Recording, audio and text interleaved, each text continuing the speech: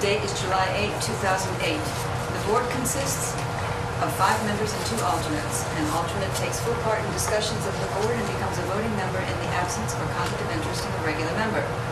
Present this evening are members Betty Hollow, John Golsey, Greg Lavelle, Michelle Draybold, and myself, Muriel Frederick, Chair. Also present from the Code Enforcement Office this evening are Acting Zoning Administrator Charles Miller and Paul Eschenbacher, our Acting Secretary, and not representing the city this evening, so never mind. The board operates according to the following procedure. The chair will name and describe the case. A court enforcement representative will cite the specifics for the refusal. The appellant or representative then will state the case for granting the appeal. Testimony next will be taken from those who support granting the appeal, then those who wish to speak in general comment, and those who speak to support denial of the appeal. Following all testimonies, the board will receive concluding remarks from the appellant. Discussion from the floor then will be closed. The board will deliberate and render a decision. Under Athens City Code, Section 230703B, the board has the power to grant such variances from the code as will not be contrary to the public interest, so that the spirit of the code shall be observed, public safety and welfare secured, and substantial justice done.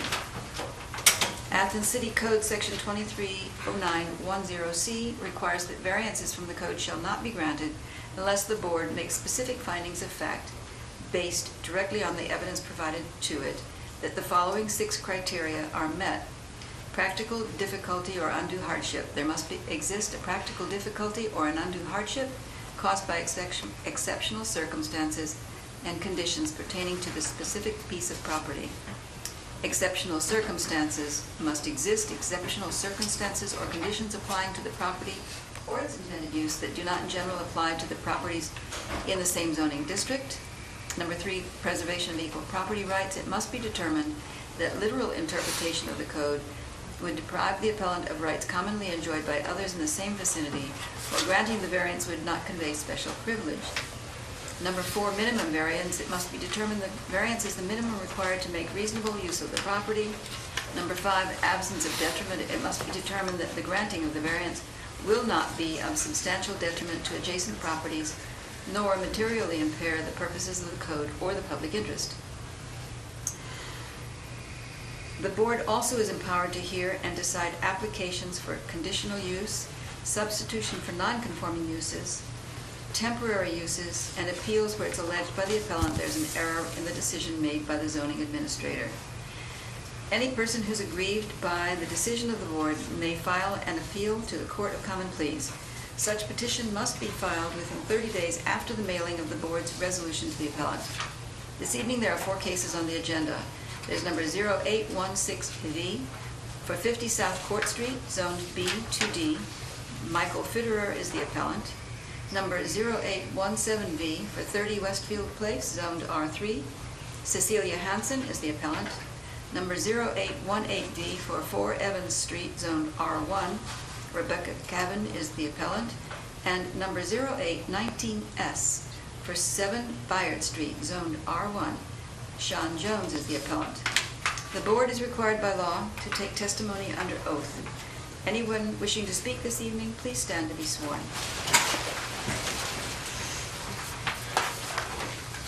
Do you swear that the testimony you will give to be the truth, the whole truth, and nothing but the truth? I do. Yes. Thank you. Okay. Well, on the agenda this evening then, our first case is number 0816V. It's for 50 South Court Street in Zone B2D. Michael Fitterer is the appellant requesting a variance from Section 230313I to permit a wall sign with a 41.5% wall coverage where 40% is the permitted maximum, and a wall sign with an end wall setback of 2.3% where 10% is the permitted minimum. And this evening, Paul Eschenbacher is going to cite the refusal details, if there are some that need to be cited. My name is Paul Eschenbacher. I'm acting secretary, but I'll be presenting the case facts tonight. Just a few pertinent facts about this. I'm sure the appellant will be able to explain things as well about the specifics of the case. The sign on the Court Street sign, as you're facing the front of the building, is the sign that's proposed to be a little bit too large, and the sign on the side, the East Union Street side, is the one that has the problem with being too close to the edge of the wall. In the past, the zoning board has heard other cases of this kind in the uptown area, including 2 cases in '94, one for 27 North Court Street for the Court Street Bakery, 65 North Court for the Athens Historical Society, at 38 North Court Street where the pigskin is located. In all those cases, it was about sign location being too close to the edge of the wall, and in all those cases, the board approved those. This address, 50 South Court Street, has previously gotten a variance in 1985 for a directory sign that had been on the front of the building there for all the businesses in the building. And this project, as you can tell, has already started, does have the state and local approved permits. Any questions? What do you mean by too close to the edge of the wall? What is that exactly? The part of the sign ordinance that references specifically says that any signs cannot be any closer to the edge of the wall than 10% of the width of the wall. In other words, if it's a 100-foot wall, it can't be any closer than 10 feet to the edge of that wall. The sign on the East Union side, they would like to have located almost directly above that corner entrance that they're proposing. Any other questions? Okay, thanks. And our appellant this evening is Michael Fitterer. Are you present? And at the podium, would you state your name and address for the record and affirm that you've previously been sworn? Yes. Okay. My name's Michael Fitterer. I reside at 997 Burrock Boulevard in Nelsonville, and I have been sworn to answer truthfully. And I also have with me Andrew Stout. We're both managers and partners with the College Bookstore to speak on this part. Thank you. My name's Andrew Stout. I live at 18 Circle Drive in the Plains, and I have been sworn. Ever since we took over the business a year or 2 ago, we've been wanting to improve the exterior of the building. We don't own the building, but we are obviously the core tenant. So we've begun a pretty large renovation project, and that involves restoring it to a lot of what it used to be originally. And along with that, we want to improve our signage. There are 2 aspects of the code that we ran into problems with. The first one that was mentioned was the size of the Union Street side. Court Street. Or, forgive me, the Court Street side. We have no issue with that. We're happy to scale that down to meet code. That was mostly a mathematical situation. And indeed, we've already done that. The sign size has been adjusted to the legal limit, and we have no qualms with that. So that's already done as far as we're concerned. The issue, the unique situation we find ourselves in with this building is that we've got, being situated on the corner with a corner entrance to the building, and having that really being the only entrance to the store is on the corner, and we have a multiple direction of traffic flow to deal with. We get traffic both from the south, from the west, and from the southwest on that multi-directional corner. We've got a situation where we've got an immovable wall 10 feet down the Union Street side. Structurally, we can't do anything with that. So we can't change our entrance configuration beyond the first 10 feet of the Union Street side of the building. And if you look at the diagram, I don't know if you all have a copy of the one that we furnished. We've got a rendering here. We didn't really feel like there was much alternative as to where to place our Union Street signage other than where we have it. code would require that this sign be pushed basically over here. We think our request for variance meets all your requirements pretty clearly. The difficulty we face is one of directing customers to the entrance, since it's a strange entrance on the corner of the building, and that the Union Street side of the building really doesn't have much functioning other than the entrance on the corner. We felt like if the sign was placed elsewhere, it would cause a misdirection to the customers. Well, how do I get in? Particularly, and this is also a very unique situation that no other appellant would ever face, I don't believe. We've got a sightline issue with the vendor buggies that are always here. So customers approaching from the south, from the College Gate area, could not see through or past the buggies, thereby would have no way of knowing that the door isn't down here somewhere. And so signage above that would imply to a customer, you're looking for a door over here somewhere, not on the corner. So we feel like that's the hardship. And the exceptional circumstances being the fact that it is a corner entrance. We're not aware of any other corner entrance in our zone. The buggies obstructing the sight lines to the body of the building. The uniqueness of having 80-some feet of street frontage on the side of the property. We feel like those are all exceptional circumstances. And we feel like it's equal property rights would be granted to us based on the fact that what we're trying to do is indicate to our customers where the entrance is.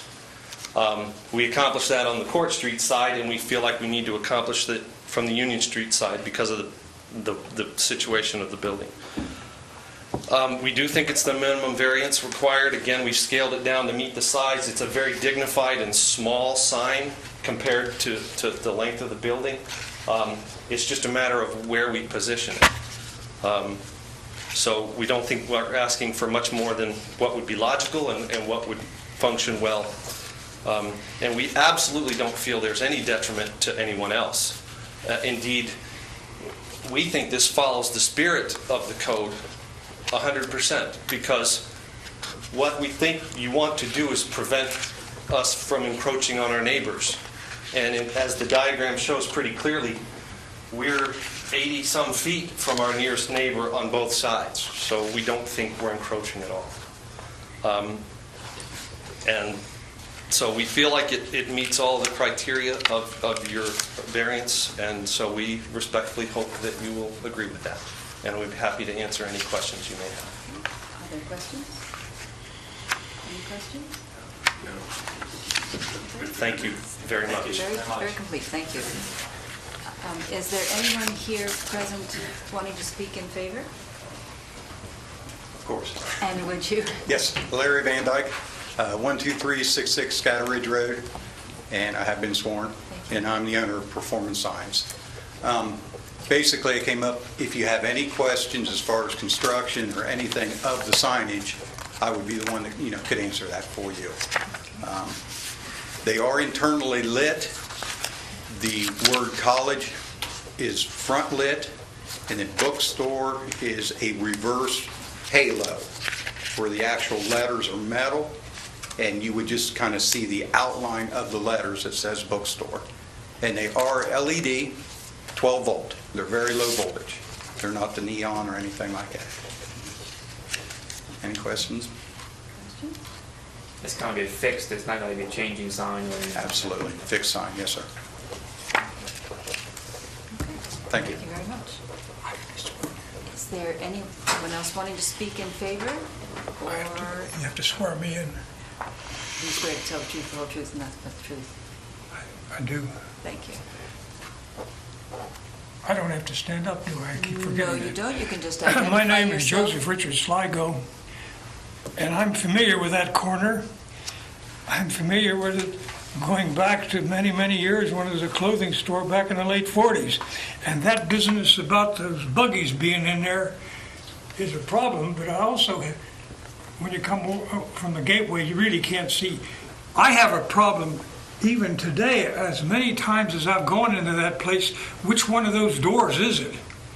In other words, I think that this attempt to make the sign move closer, which is what the variance is for, to the edge, and putting in the lighting, and I'm glad to hear that it's LED, and it will not have any shadows in it or anything. You've got that all solved? Correct. Okay. And I look at signs down the street when I come back, and some of them have been quite an improvement over the years. And I speak favorably in favor of this, and it would help me to get in the place. You understand, I know the doors, but I know exactly what the problem is, and when those buggies are there, you might as well forget where you're going.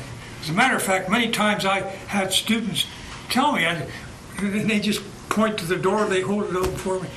Thank you very much. I speak highly in favor of it. All right. And I hope the board makes it a unanimous decision. Thank you very much.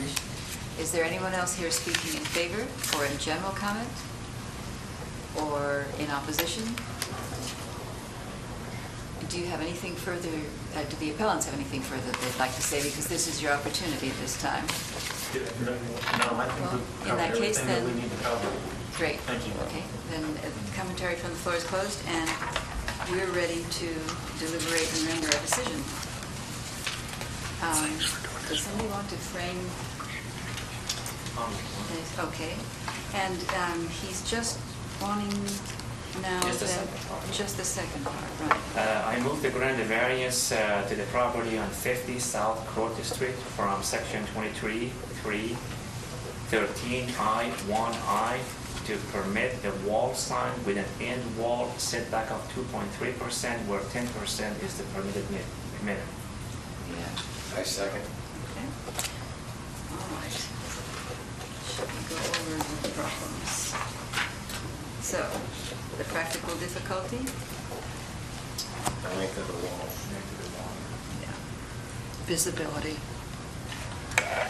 The length of the wall and the fact that they cannot relocate the door because of the interior construction with the wall that doesn't permit a change in the door. So they don't really, they're sort of stuck with that door. Okay, exceptional circumstances. Corner. Entrance. Okay, and preservation of equal property rights? Right. Signage on your storefront. Yeah. Okay. Is the variance a minimum variance? Absolutely, yeah. It's pretty minimal. And detriment, is there any detriment? No. Well, everyone's talking at this end, so I'm going to start at this end for votes. Ready to vote? General nature? Oh, I didn't do general nature. Is this of a general nature? No. No. Thank you. Okay. I do want to make a comment. I appreciate the improvement in the building. Oh, thank you. Yeah. So a wonderful presentation. All right. Yes. Yes. Yes. Yes. I too vote yes. It's a unanimous yes. Yeah, keep on going. It's looking great so far. Thank you very much. Thank you very much. All right. Our next case this evening then is number 0817B for 30 Westfield Place, which is in Zone R3. Celia Hansen is our appellant. She's requesting a variance from section 230810A to permit occupancy of a dwelling unit by two tenants with one accessible and one non-accessible parking place where two accessible spaces are required. And Paul, do we have any details that we need to be aware of? Just a few extra points here. Ms. Hansen came before the board 2 years ago in case 0603V with a similar request, only then she was asking for 3 tenants for the 2 parking spaces, one of which is non-accessible, in other words, 2 stacked parking places. That was turned down, and she came back the very next month in case 0610T, where she requested and received a temporary use permit for the length of 1 year to have those conditions as a rental with stacked parking. A couple of points I wanted to make in the papers and stuff that were provided. In the affidavit that Ms. Hansen provided, there's just a slight error in what she said in number 1 in the last sentence. She says if the place was owner-occupied, then this wouldn't come into effect. What is more precisely correct is if it was owner-occupied only. I didn't want to give you the impression that if it was some kind of boarding house where she was renting out rooms, it would be okay. No, she'd have If she- to come under compliance with the parking, even if she was renting out rooms in the place, if she was living there. The only time this comes into where you're excused from it is if you live there and it's not a rental. But isn't it zone-driven rather than use-driven? It's an R3, so stacked parking is not permitted. That's correct. But So what I'm saying is 2 years ago, she was not only asking for stacked parking, she was asking to not have enough parking spaces because she wanted 3 people. Right. She only had 2. Right. This time, she's only asking for 2 tenants. Right. So the only variance or anything that's needed here is for the idea of stacked parking, one Right. non-accessible space. Okay. Also, even though the board has no authority or anything over deed restrictions from that subdivision were included, and I just wanted to point out a couple of things there. Nowhere in the deed restrictions does it say that rentals are not allowed. So even in this neighborhood deed restrictions, they've not put forth that idea. In number 19 of the deed restrictions, it mentions the pocket parking, which in other words, the public parking, if you happen to go out there today, if you got around the paving and stuff that they were doing, they do have some public parking spaces here and there along the place. Also, number 26, it does say, as close as it comes to mentioning anything about rentals, is that no more than 3 unrelated people would be allowed in any of these places. If that was the idea of the owner to have it as a rental, they could not have any more than 3. And again, as I said, Ms. Hanson is asking for 2. As for other similar cases in this neighborhood, the board has heard 2 before in the past several years. In 2001, in case 0127V at 15 Andover, they asked for the exact same thing, a variance to allow stacked parking. It's one of those houses on the way out to Westfield Place. The board approved that. And in 2003, in case 0319V at 16 Berkeley, I believe it was Elizabeth Mall Gleason who had a rental property or wanted a rental property there. She asked for a variance for stacked parking and got it then too. So did you have any questions? I just wanted to go back to number 19 of their deed restrictions, because it does say that there's pocket parking, but it says the spots will be maintained and regulated by the homeowners association, and storage parking or the use of these spots by specific lot owners for purposes other than short-term visitors is expressly disallowed. Yeah. So even though there is the parking, it's really just short-term and visitors rather than something she could use.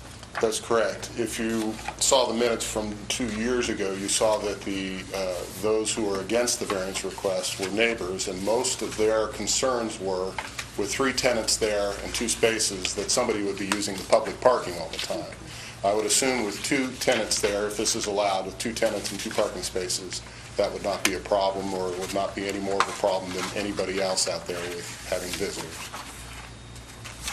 So if we were to grant such a variance, how do we enforce that she only has 2 people there? How would we know that? Well, once it becomes an approved rental, we inspect once every 2 years. It seems to be a very concerned and, for lack of a better term, watchful neighborhood association. They are free, if anybody believes there are more than 2 people in the house, to report it to us, and we can do the best we can to check and see. But otherwise, we just have an approved permit for 2. As we've discussed at previous meetings, Right. the overcrowding part of the housing and zoning code is a difficult thing to enforce, but Correct. we try as best we can. Last time she came before the board, I wasn't present, but having read the minutes, she was denied the request for a variance for 3 That's tenants. correct. Perhaps it would be different with only 2, but then she came back and got a temporary use permit. Do you have any knowledge, I can ask later, but do you have any knowledge of why a temporary use permit wasn't requested again since that satisfied the requirements last time? No, I don't know why. But didn't she say she's leaving to go to a residency for something like 4 She, years? I think in one of the letters, and Oh, I'm it's a sure her 4-year. representative will tell you that she's in a 4-year program here, and she bought this place, and apparently a lot of her 4-year program, she's not in the Athens area, so that's why she's continuing to try for this. Paul, if this place being rented to a family, say 4 or 5 people, is this would be issue? There's no law about that with us. I mean, for any rental in town, if the rule is 3 unrelated tenants, there's no rule about the number of family members that can be in there. Yeah.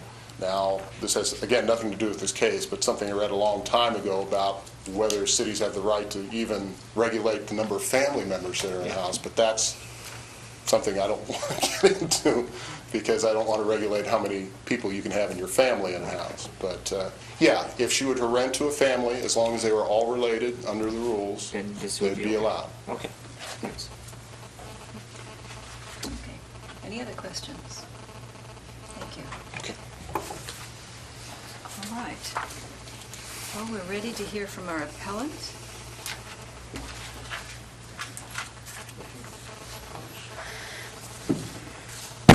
One of Henry is most of the information here is already in the packet that was provided. The one bit that was not provided in the appeal packet is a letter from Ms. Hanson herself. There is an affidavit, but this is an actual letter, no words. My name is Mike Miller. I'm an attorney here in Athens. My office is located at 19.5 South Court Street, and I'm here as a representative of Ms. Hanson. She wishes she could be here today, but as indicated, she has begun a 4-year residency at, I always forget the name of it, St. Barnabas Hospital in the Bronx, New York. That started at the beginning of June and will run through end of May, beginning of June of 2012. Besides some brief periods of time, a week or 2 here and there, she will be living in New York. Now, her ultimate goal is to, once that 4-year residency in emergency medicine is completed, to return to Athens, to live here, take up practice here, and hopefully teach at the Ohio University College of Medicine. But she needs to get through her residency first. So her ultimate goal is to return this property to owner-occupied, her being the only one living there.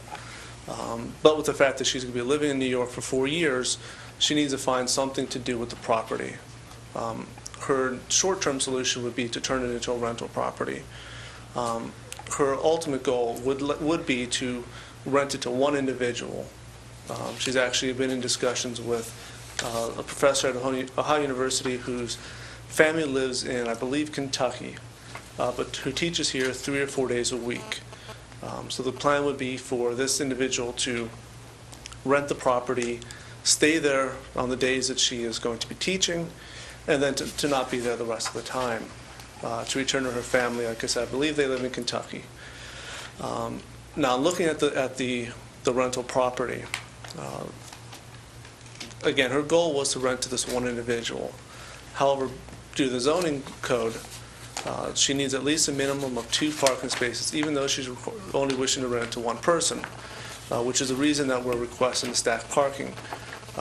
However she set up the rental situation, she would need a variance of some sort. Either a variance to allow for stacked parking on 2 parking spaces, or a variance to allow only 1 parking space due to 1 tenant.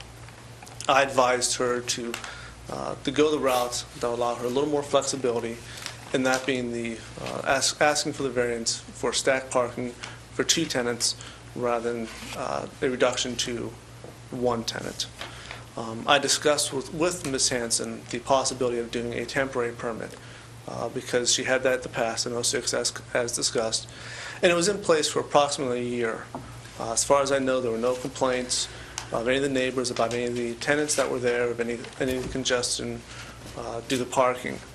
One of the difficulties with having a temporary permit, if it's in the paperwork, I'm not sure.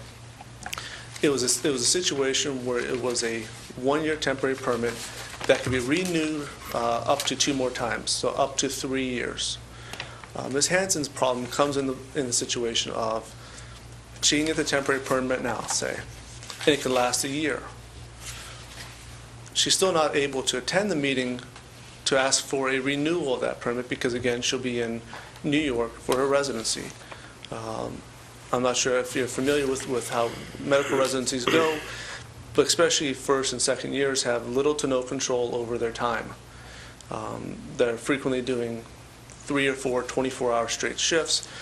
So she would not be able to attend here, to attend the zoning board meeting to ask for a renewal. And so that is the reason why she's requesting the variance rather than a temporary permit, temporary rental permit. Now, this is a fairly minimal variance. In the past, she asked for three rental permit, stacked parking and off-site parking. In this situation, she's asking for 2. Again, that was at my recommendations because the minimum number of parking spaces, regardless of the number of tenants, is 2. So at this point, she's asking for stacked. If she were living there herself, she could park stacked. So the fact that it's only the fact that it's being changed to a rental permit is the reason stack is not being permitted. Now, I'm not sure how many of you have gone out to the property. It's a pretty restrictive property. It's 3 buildings, 3 townhouses all attached together.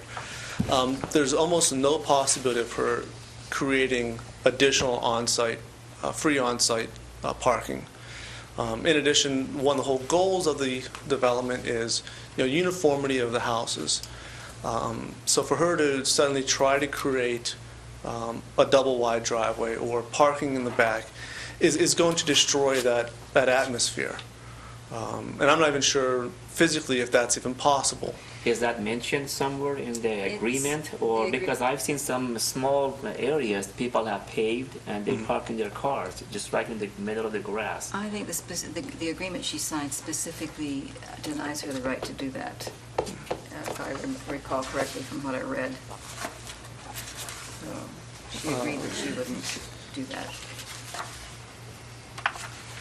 In here somewhere. Shucks, I can't find it. I'm not sure if it's specifically mentioned or not. There is mention of a shared driveway agreement. Right, number 22. But, No, that's about shared driveways. right.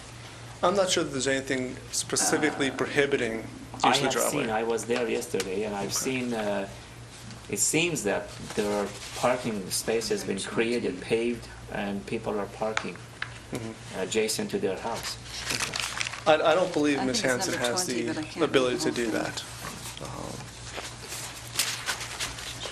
I think it's number 20, but mine's chopped off. Anyway, Yeah. she doesn't want to do that, I'm sure. Right, and I think that out of all the solutions, that would probably be the greatest eyesore, to try to create parking in this situation. She can't put it in front of the house. She'd need a variance to do that. Again, this is ideally going to be and maintained as a almost exclusive, at least majority owner-occupied. So having her create parking in the back, say, I know that's been suggested in other situations, is going to somewhat destroy that air. Now, in this situation, again, she's not going to be able to use it as owner-occupied for at least 4 years while she finishes her residency. So in this situation, if the variance is denied, she's left with 2 options, essentially. One is to sell the house. Again, that's not her desire. She wants to return to Athens, practice here, and teach. The other is that the house remains vacant, that nobody lives there at all, and just have a vacant house. I don't know. Renting to a family. What about renting to a family? Renting to her family? Renting to a family. I don't understand. Like not individuals, but to family members. I'm not sure that helps any. If you have one family member, you still need the Yeah, minimum variance. You still need the satisfy the minimum code. parking. And how you get around that is she still runs into the situation of needing Two parking spaces. She has to have at least 2 parking spaces. If she rents to one family, it could be one person, but she still needs 2 parking spaces. So she still runs into the problem of having stacked parking. So she would still need a variance to rent to anybody. Now, attached to the documents as we've gone over is a number of the deed restrictions that she has. And as indicated, it's a fairly restrictive listing, and there's a homeowners association that will, keep up to date with that. So if a concern is turning it into a student rental, is the degradation of the property and the neighboring properties, she has, the neighborhood association has recourse against her if that ever comes up. So that there shouldn't be any concern about property values going down or unkept properties, because again, they have legal recourse. And again, she's not going to let this situation get out of control, because again, her desire is to reoccupy the home once her residency is completed. So her desire is to maintain the house in good working order. Whether or not that can easily be done if the house is vacant, there's not going to be somebody there to shovel the drive in the wintertime, somebody there to make sure the lawn is mowed on a regular basis, that the leaves are raked, that all the stuff to maintain the house on a day-to-day basis is going to be done. So I think in the end, granting the variance is actually an improvement to the community, because you have somebody there, you have activity there, you have the house being properly maintained, and it looks like somebody's living there. I think a huge, detriment to houses and property values are when you look around and you see empty houses. So having even just someone there to have the lights on, I think is a huge improvement over it being empty. Being empty is not a desirable thing. Problem that I keep on running up against every time we have a variance request like this is that this is going to be, all of the things that we're saying about this owner and her plans for the house make everything quite desirable. But were she to sell it to somebody else, the variance will still be in place. Right. And then it's always going to be a house which is has the permission to have stacked parking, even after she Right. leaves. And I think one, help for that is the fact that, again, she's asking for two tenants. This isn't a situation where she's asking for the full 3 tenants that she could ask for under the code in this zone. So even if a situation arises where she were forced to sell it for some unforeseen circumstances, she had a financial hardship that she couldn't afford to maintain the house. Worst case, there's 2 tenants in there. There were 3 tenants living there before when there was a temporary permit. As far as I know, there are no difficulties, no complaints made by the neighbors about increased traffic, increased congestion, any of that sort of problems. They never complained to her regarding any of that sort of difficulties. So again, worst case scenario, she sells the house to somebody and they get 2 tenants in there. If they ever want to get more, if they ever want to get the 3 tenants that they could under the zone, they'd have to come back to you to request 3. So by limiting it to 2, I think any adverse effects that could come from renting the house are eliminated. In a situation also, if ever situation arises where she goes a year without renting it, or if anybody goes a year without renting it, that variance is going to, my understanding is the variance will lapse. No, the No, variances okay. never lapse. That's the problem. That's the permit with or them. use. But again, she's asking for 2, not the 3 that she could be asking for. Because again, she wants to minimize the situation. Ideally, she's going to rent to 1. And ideally, she's going to return. She actually has, and I think this is mentioned in the paperwork, a contract with the state that she has to return to the state of Ohio to practice medicine for a period of time after she completes her residency. She'd like that to occur in Athens. If a situation arises that she can't use the property and she has to sell it, then that's not likely to occur then. But that is her ultimate goal, is to return here, practice here, and establish herself here. If she has a home, that makes it easier for her to do here. If she doesn't have a home here, then I don't know what her plans would turn into. But I think any potential negatives are outweighed by the benefits. And again, just remember that if she were living there herself, there'd be no issue about her stacking parking. Only because it's being shifted into the rental realm is there any issue over stacked parking. Okay. Does anybody Any have any other questions? Questions? Questions? No questions. Okay, Thank thank you. you very much. Is there anybody present who wants to speak in favor of granting this variance? Or in general comment? Mr. Sligo? I wish my memory was better, but I remember when I went out there, it must have been in connection with the previous case, because I looked at the land, and I always look at the land and say, what's the best use? And it didn't make sense to me to start talking about putting other parking in the back.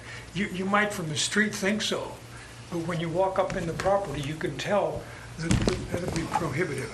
And as I remember being there, this is a fairly vacant kind of location. It's a nice place, and somebody was there, I think, when I was there, and the stacked parking would solve the problem, I think. And there's not that much traffic on that street. I hardly saw anybody. I had a hard time finding the place because I didn't expect it to be there. And so I did, and I got my map out now I recall, and there's crazy land, if I may use the term. The topography is not conducive.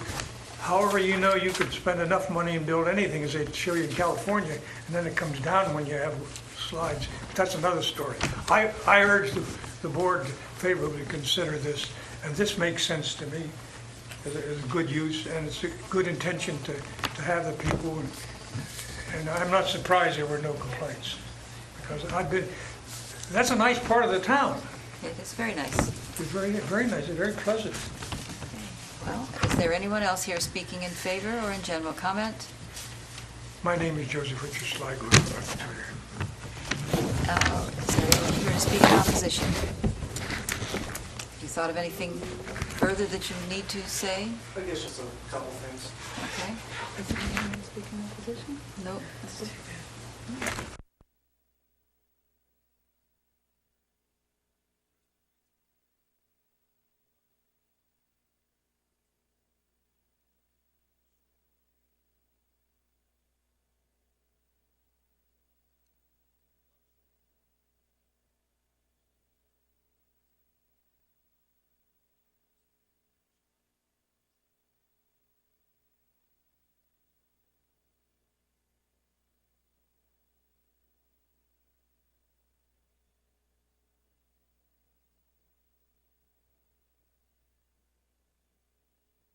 Thank you.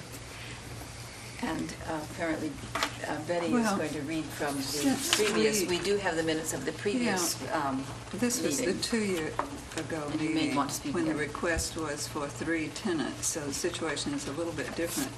But at that meeting, there were a number of people who had concerns. In the first instance, Sharon Fink, who lives at 35 Westfield Place, or did 2 years ago, she noted that there were only 17 public parking spaces and 62 dwellings, and she noted her concern for the precedence that the variance would set if it were given a permanent status. She said that the neighborhood was designed for single-family occupancy and not multiple-person rental occupancy, and again, the request then was for 3 people rather than the 2 that are being requested now. Anita James, who also is a resident there, noted the many deed restrictions, which we have already said does not include a restriction against renting. But she also said that there were no exceptional conditions that were not applicable to other Westfield owners. So there were no, in her view, no exceptional circumstances that didn't apply to all the property owners. Chris Nisley, 15 Old Coach Road, also was speaking for the South Side Community Association and noted that quite frequently people live leave town for a period of 1 or 2 years and rent their houses when they're gone. She said the South Side Neighborhood Association approved of that and thought that it would be good if the city council would consider new legislation which would more easily allow people to do this, to rent their houses on a temporary basis. And Bojinka Bishop, also of Westfield Place, spoke against the variance and noted that parking was very difficult there. And again, this was a situation where she was asking for 3 tenants rather than 2.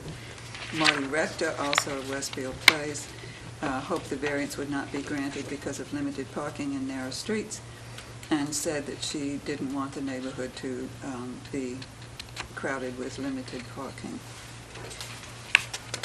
So I guess we just have to decide Well, I can whether understand those objections would still apply tonight. the concerns because there would be no room in that driveway for 3 cars to park. That's true. However, there is room in the driveway for 2 cars to park. It may be significant that all those people are not here this evening. Can this temporary permit be extended for the next 4 years? The Well, temporary permit can be it's a 1 extended year, annually and then for can be- 3 years. can be renewed. That's the problem. For up to 3 years, and then I don't know what you do then. Then you have to come back and do it all over again. Yeah, probably so. And she may not be in town, but he's in town, right? That's right. Okay, he's come. That's right. She's not You here hire now, is somebody she? to represent you.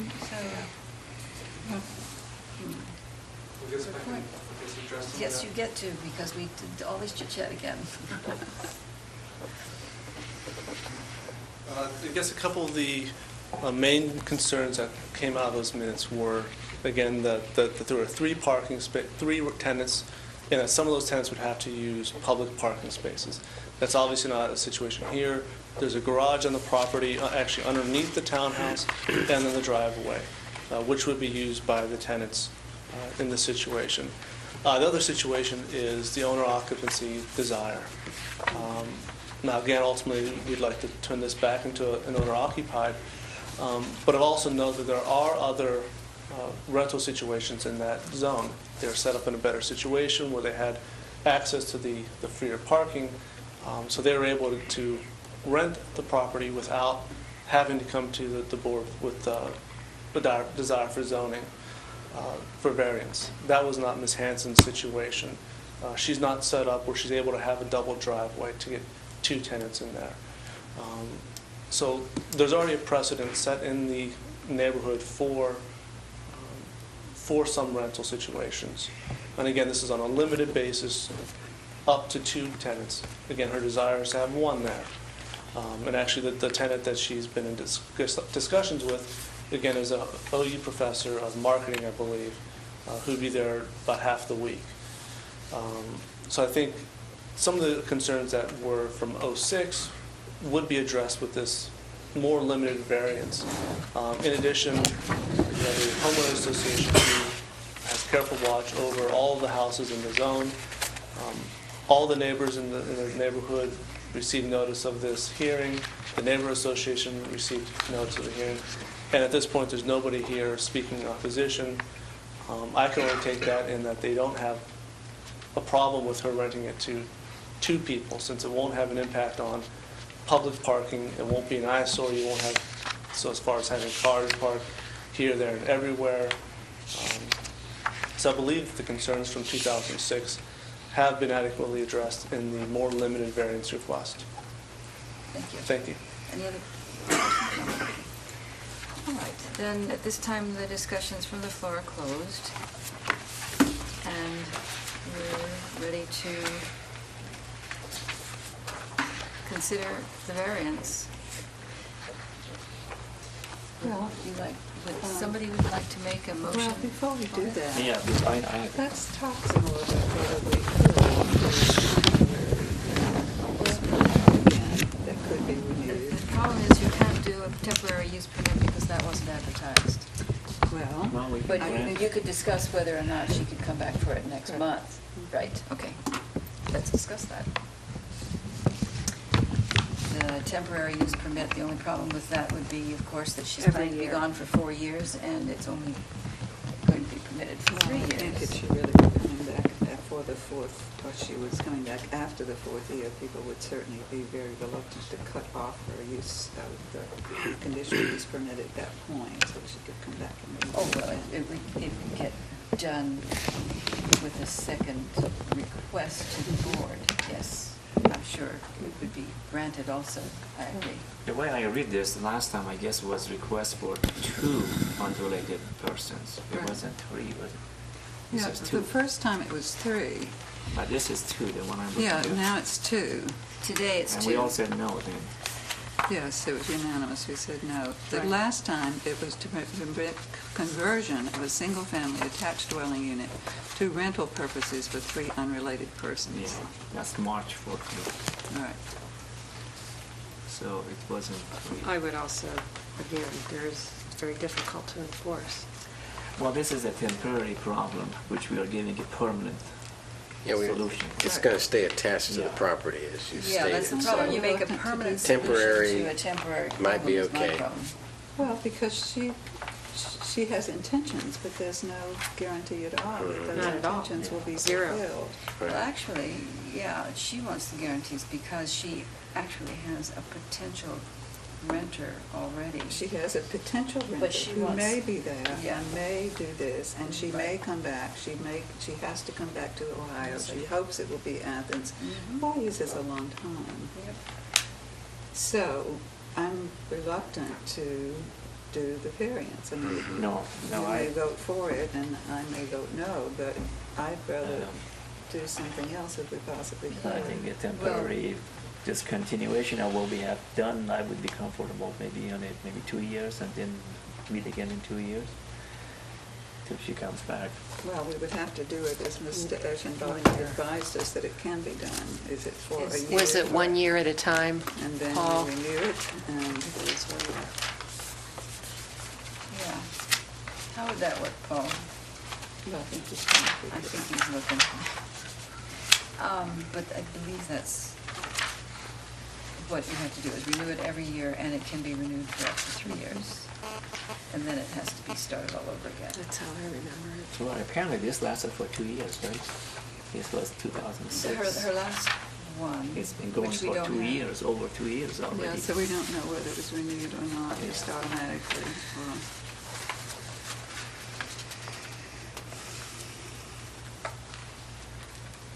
The way the variance was written, framed last time, was actually for 2. 2. So they had. It says 3 unrelated. I know, she requested 3, but Mr. Bruiser Yeah, they Oh, framed, okay. he framed it Yeah. for 2, and That's- even with Okay. 2, And it she's didn't pass. the actual motion was The for Because- 2. actual motion was for 2. The hardship and difficulty, we said no. Exceptional circumstances, no. Preservation of equal property rights, no. Right. Minimum variance, no. And this People evening, had said that there would be detriment. Okay, whatever. Uh-huh. Okay, so we did reduce Did it to you 2, and even Yeah. so, Find the it answer? didn't pass. Yes, in 230702D2, it says term of temporary permit. A zoning permit granted for such temporary use shall take the form of a temporary permit for a term of no longer than 12 months. An extension of a temporary permit may be granted by the BZA after receiving a recommendation from the commission. the commission. No idea Who's what the they're referring commission? to. The commission. No Zoning temporary commission, I think permit that's shall us. exceed 36 months. Okay, so at the end of So 3 if you grant a years, temporary permit, you can grant extensions to that Okay. permit. then she would have to come back and re-request? Yeah. Okay. It would have to be a new But that temporary goes permit. back Renewed, as but 2 it years can't be ago. renewed any more than twice, so it can't, all told, it can't go any further than 36 months. Well, but what I'm saying is, at the end of 36 months, could she make a renewed application for 1 further year? I mean, could she apply again? Because the others are just extensions, right? I'm not sure. I guess it could be argued it's still the same temporary permit request. But it doesn't She's say. asking for the same thing that she did 3 years ago. So is it a different temporary use request? I don't know, she's asking tonight for the same Yeah. thing that she asked 2 years ago. Yeah. So I'm not sure if she would indeed be allowed to come back after 3 years and ask for a brand new one. I don't have the legal expertise. And are to we be able to already tell. at Would this year be 3 years? What? Would this year be 3 years? Yeah, This she's not is asking, very similar. she's not asking for an extension though this time. She's asking for the For variance. the permit, yeah. So, Now, technically, she has only gone through 12 months. She has never renewed, so We're starting from she's done with scratch. 12 months. She's got probably 2 more years to go. she could do two She more. could do 2 Well, more did years. she ask for this 2 years ago? I know, but she didn't renew it after the first year. We don't know what happened between the second Oh, year. she was only gone 1 year? One time. Okay. Another possibility, although it's not guaranteed, is if she does as she says and comes back here to live, it's possible she may want to renew the rental permit, but it's also possible she'll let it lapse. If it does lapse for a period of a year, then all your variances and temporary uses and stuff go out the window. Whoever is there, whether it's her or the next owner, has to come back again if they want to rent it. For a new rental permit. Yeah. But the variance permitting stacked parking would stay in effect forever. Yeah. But she would have to come back for a rental permit, She or whoever. she or whoever. The rental permit, what would prevent a rental permit for 2 people? If she had everything that she needed, she'd have her variance for parking, there'd be nothing to prevent Yeah. rental. Right. Yeah. So, yeah. No, we don't have any, that's the problem with a variance. Yeah, I frankly don't see, in my own personal opinion, I don't understand why the code was written the way it was written, but that's the way the code was written. I don't know why in R3 you can't have stacked parking. Well, we know why, because if you have more than one tenant, then somebody's constantly having to go out Right. and try to move the cars. Right. And presumably, the parking laws have changed since Westfield Place, or whatever its name is, was built. Because as it was built in an R3, you shouldn't have been able to have stacked parking under any circumstances, right? It's R3, so, Well, Yeah, only that's if my it's question. private homes. Okay. Then that doesn't count. It's Okay, only if all it right. comes into rental. okay. The other thing that can be argued, this is just my opinion, is that when the parking law concerning stacking was written, everybody understands why you would not want stacked parking for a Right. duplex or a Sure. triplex, or even a big rooming house. Right. But it seems to me that if stacked parking is okay for a single house with no more than 3 people in it, in an R1 and an R2, if it's the exact same thing in an R3, Yeah, that's the part I don't understand, why it's not permitted. in I don't know. R3. I don't know whether it's for That's- uniformity of the parking ordinance or for whatever, but that's just the one thing, in my personal opinion, that seems imperfect about the changes in the parking code, is they lumped a single-family home with 3 people in it Yeah. with all the other uses that are possible in an R3. Right. And in my opinion, that a single home with 3 people or less in it, that's allowed stacked parking in R1 and R2, is not going to be any different of a use in an R3. Yeah. But But that's It's something just that the opinion. city council is supposed to address, not us. Yeah. That's the general nature in the jigging. On the other hand, So for the sake of this evening's issue, I think the renewal is the way I'd like to go. accepting we can't this evening. Well, Because it That's was not next what month it It's then. going to says. have to be next month. As opposed to saying no Yeah, well, say no, but. to the permanency of a variance. Yeah. All right, well, okay, we've done our discussion before framing the proposed variance, but at some point, somebody's going to have to frame one. Can we ask the appellant if they would agree to a temporary permit? And if he says okay, maybe we can do Just that. table it till next month. We can't do it tonight because it wasn't Table advertised. This is a less than what it was advertised, so it's less, what is it called? Parkland You can just Well, remove his it's a- request. It's a minimum variance, or, is, this temporary permit is less than what giving a variance is, so it's not as, it is, on the other hand, I know that it isn't permitted, at least I think I know, am I correct? The only thing, you can't, if somebody requests a variance and it's advertised that they're requesting a variance, the variance is the only thing you can consider at that meeting. You can't instead request. Right, because of all consider- the adjoining property owners. Yeah, you have to. However unlikely, they may have an objection to a temporary use and Yeah. would want to argue here about that, even though they didn't show up for the variance request. Yeah, People have the right to, be able Be to argue notified. for what they thought was right, going to so, happen. so it has to be re-advertised if we want That's to correct. discuss the temporary use permit. Okay. Can I address the situation of the... Sure. Sure, I mean, he can address it, then we could table it, and he could reschedule it for next month.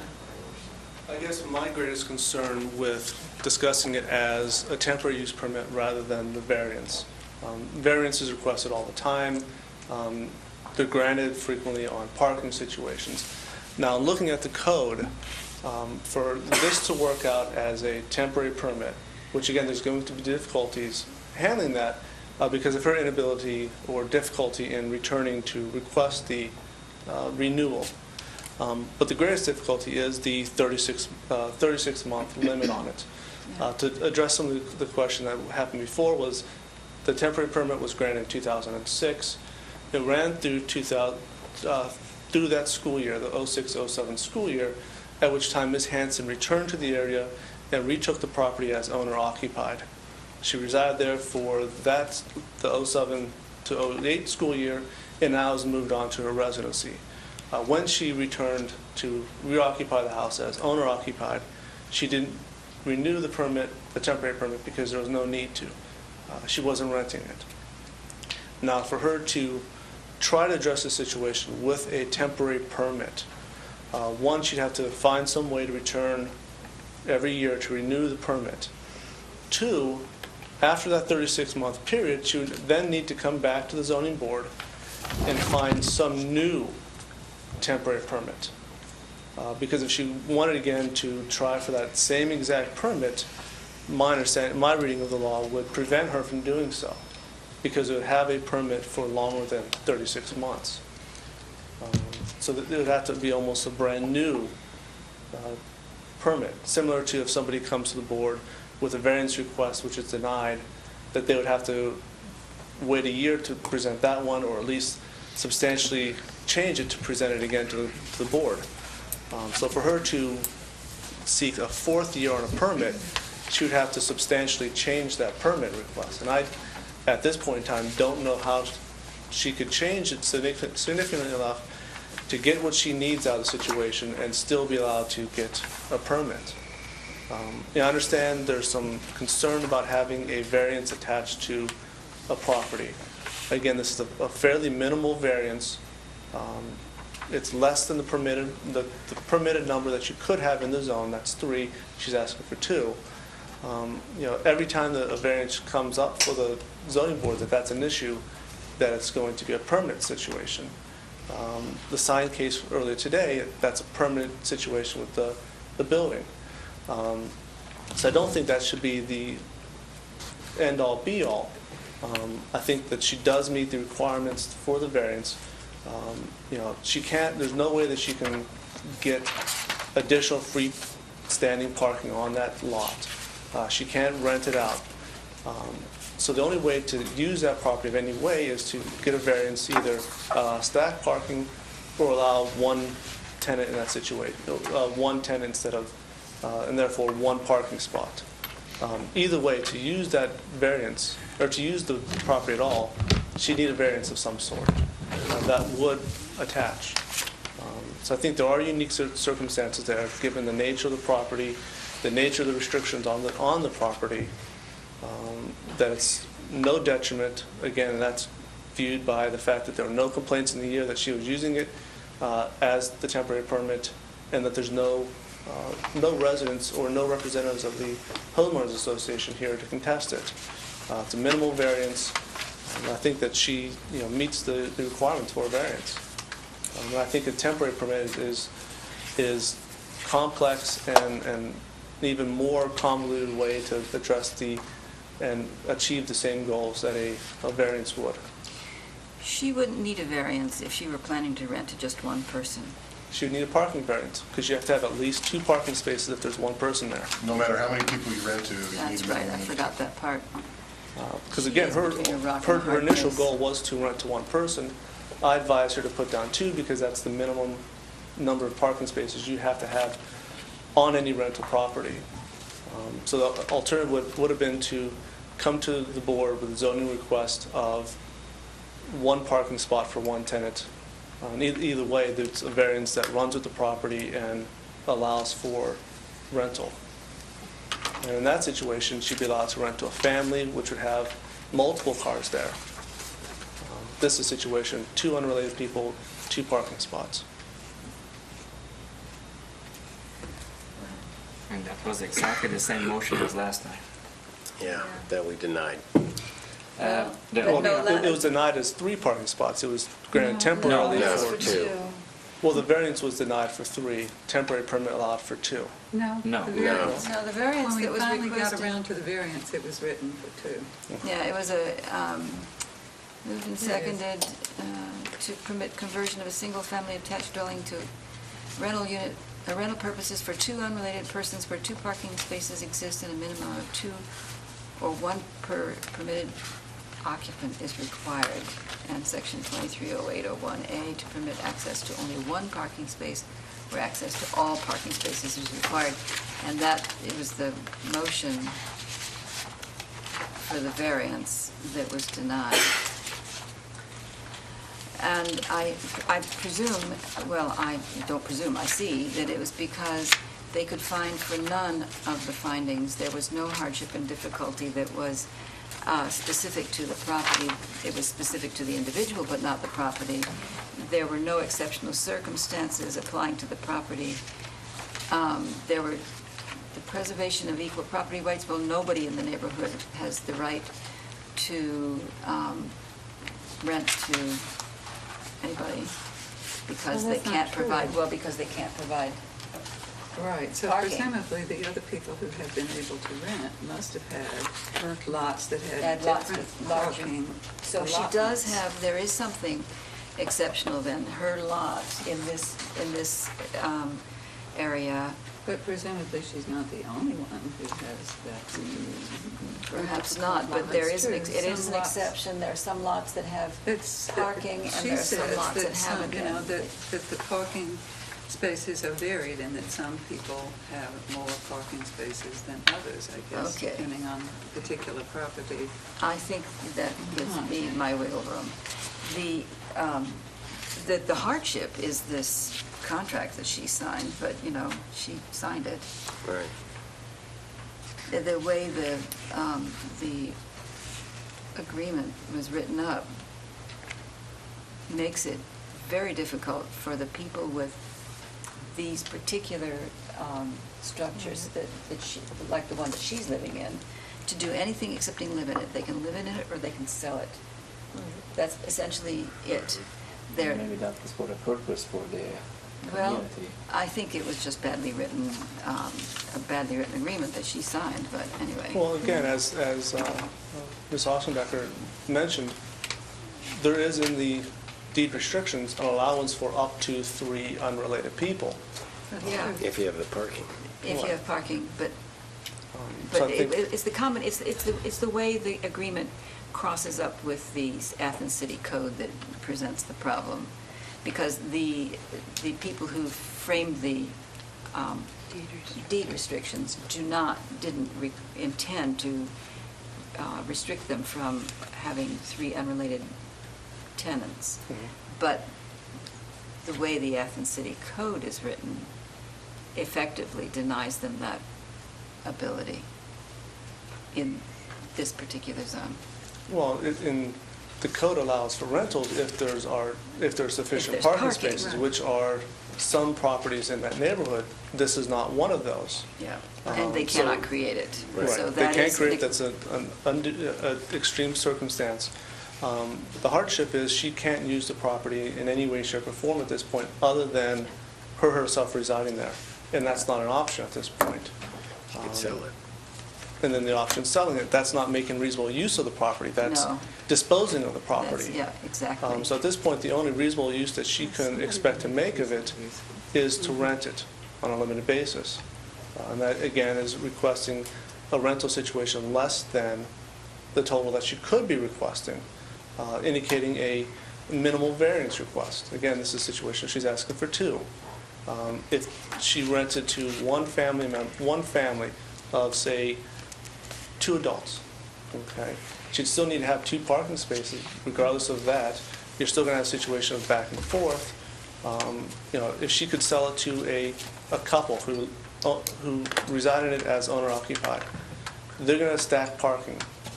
If there's 2 adults, they're going to be pulling back and forth the same as she would in a rental situation.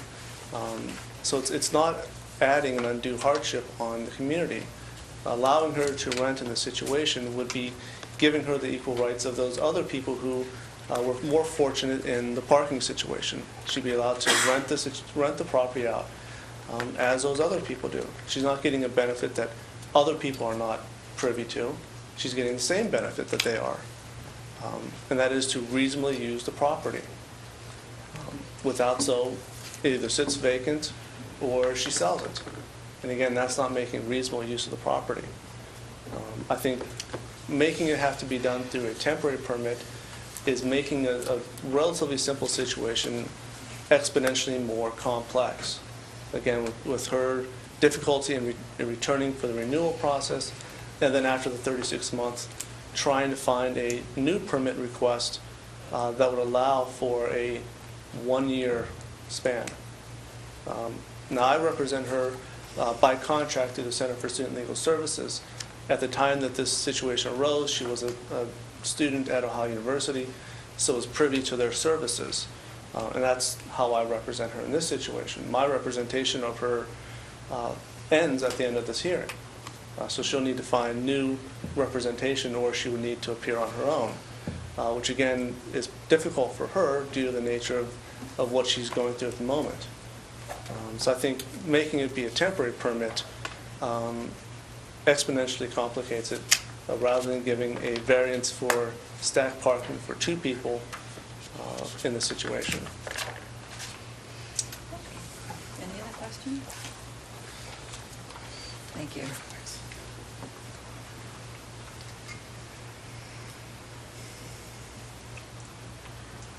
Well, is there any additional discussion we need to have? I don't think so. Doesn't sound like the Do the temporary discussion. extension's possible. Pursuant to the findings, then. Who would like to frame the motion for the variance?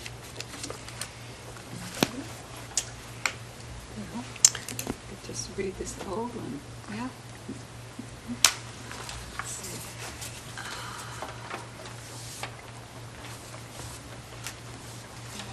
You got it?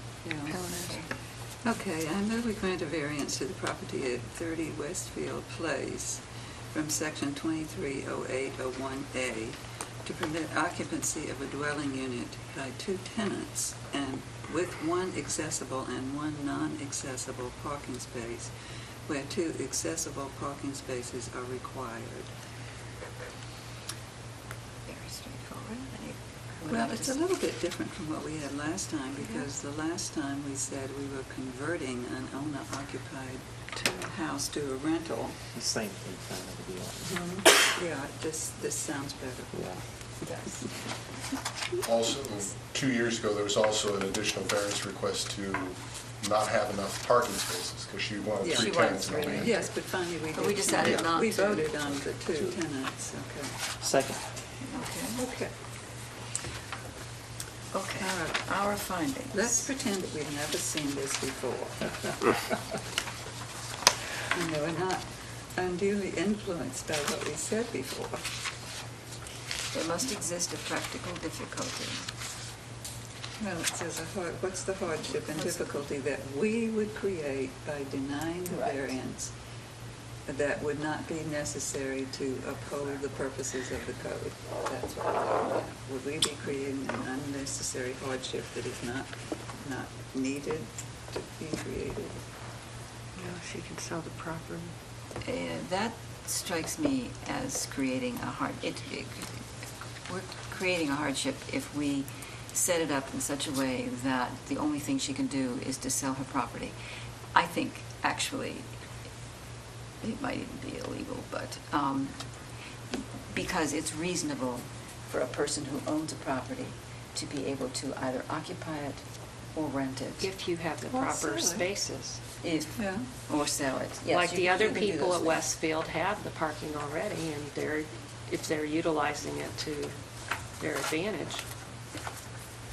There are She people- just happens not to have the parking. Yeah, she bought a piece of property that was never going to be able to do any more than what she bought it for. Exactly. I feel bad that she maybe didn't know the ordinances or the codes or whatever, but that is the reality of the situation.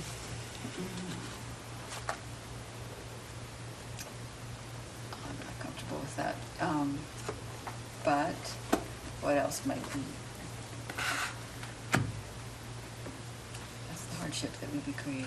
We'd be forcing her into a situation where she could either live in it or The sell other it. way, the property could be used in some way, and therefore there wouldn't be any hardship. We need You to mean if discuss you- that you mean if you did it- interpretation of your hardship at some other in the future, but I think that is in fact Yeah. what it says.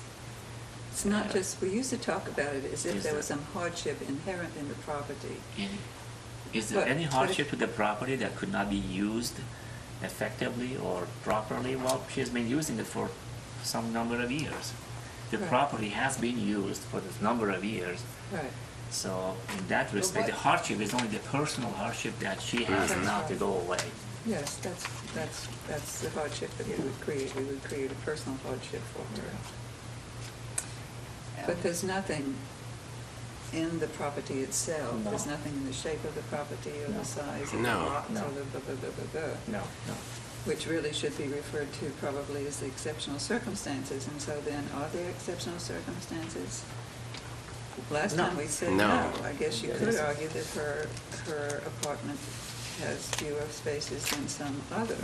Well, it's not- Designed that way. Yeah, it was designed that way, so it's not That is- exceptional to that that- little design of the one she chose. She could have chosen one that had a much bigger parking area.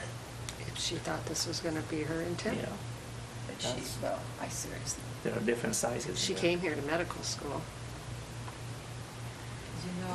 Maybe that was the one she could afford.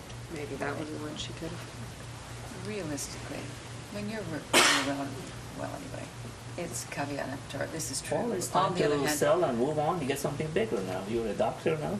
she's not yet. The poor thing is going off to be exploited in the The big system. city. Yeah.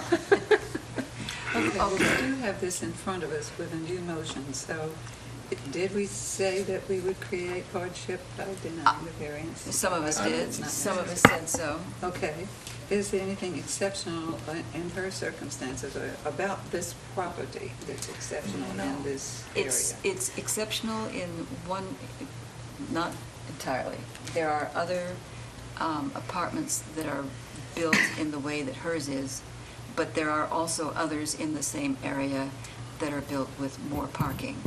And there appear, anyway, to be some people who created parking in a rather unsightly way, but you saw some that had been created.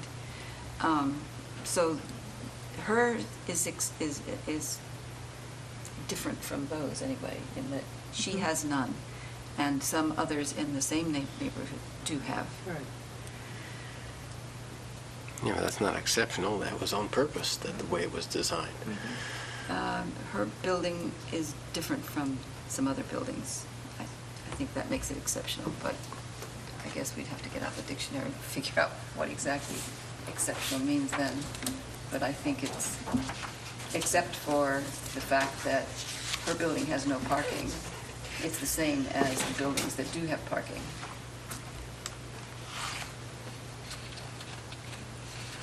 Therefore, it's not the same. Preservation of equal property rights.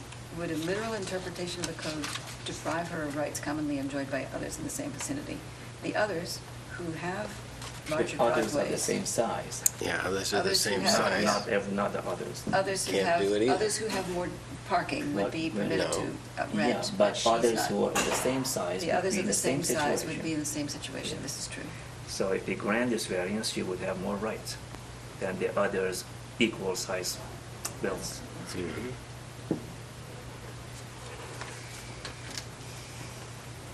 And then, Would the variance be the minimum required to make reasonable use of the property? She's only asking for 2 people, where she could request 3, because it's permitted by her homeowner association contract.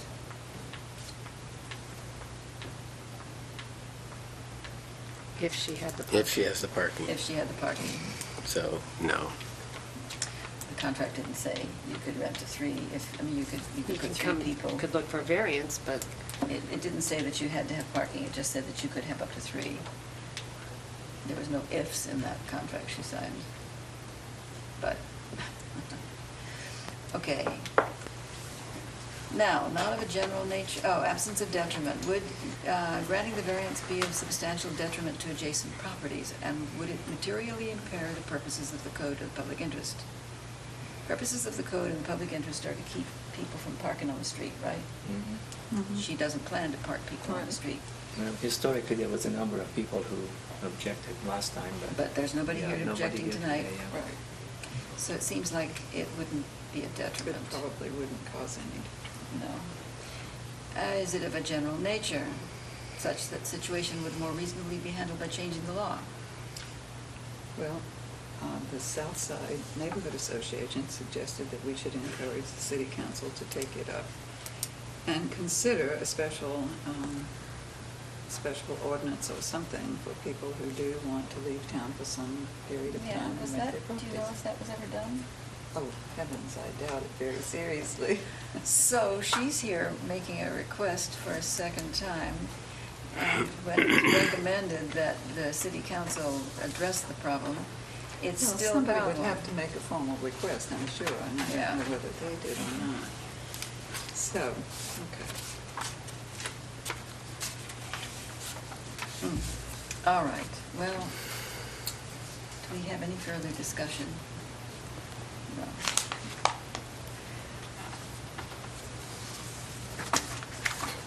Are we ready to take a vote then? Everybody's got his mind made up? All right. I vote no. Okay. no. no. And I'm going to vote no again, although I do it quite reluctantly this time. Not that that makes any difference. Okay. Well, it's not going to make any difference. We can't find all the findings. Right. But I think there need to be some changes made. I don't think it's fair. And just because I can say it now, since it's not going to make a difference to the case, I'm going to say, underline how unfair I think it is by saying yes. It's, I think the difficulty is, Not fair. she's leaving for 4 years. Yes, that is with the problem. The intention of coming back, which may never occur. yep. And although the Property Owners Association does not does not restrict people from renting their properties, They certainly don't encourage it any. they don't seem to encourage it, and it does seem to be built as owner-occupied housing, but you can't ever restrict that. Really not. No, And they didn't try to. she is between a rock and a hard place. Okay, let's go on. But I'm sorry, What else we can make on a measure? 4-1 vote, it is denied. Thank you. Okay, the next case is somewhere on my desk. I'll cover it up with paper. What is the next case? 4 Evans Street. 4 Evans Street. Yeah. Wanting to, there it is. It is case number 0818V for 4 Evans Street, Zone R1. Rebecca Gavin is the appellant, requesting variances from 230801A and 230401B2 to permit expansion of an existing vehicular street access driveway of approximately 40 feet to approximately 60 feet, where 20 feet is the permitted maximum, and to permit parking created by the expansion to be used on another lot, where parking on a lot is only for the exclusive use of the residents. And, Paul, what can you tell us about this that we need to know? First, I want to apologize to the Galvins because their name got misspelled occasionally, left and right here. Their actual name is It's not Galvin, Gavin, it's G-A-L-V-I-N. Galvin? I'm so sorry. Galvin it will be. Having the last name of Eschenbacher, I'm especially sensitive to the misspellings. As I said at the beginning of the meeting to you, I've provided a copy of the plan of where they propose to put parking spaces, which is slightly uphill towards Franklin Avenue from where the current parking is. This is a rather unique building. It used to be attached to 226 East State Street. In the 50s and 60s, that whole complex there was owned by McBee's, and it was a guest house, a business guest house, where businessmen would come in from McBee's for conferences and stuff and stay there. My older brother worked there as a waiter and a cook there in the 1960s when he was going to college. This building at 4 Evans provided some of the parking for the guests. I'm not sure if there was residences above it back then, but that's then. And that also explains the unique situation of having the parking driveway spread out along that curb rather than having a parking area that goes in because of the proximity of this parking garage to the street, which is why if you looked at the property, if you wanted to put extra parking in there, this is about the only place that you could do it. As far as if this proposed parking is put in, will it be taking out any street parking?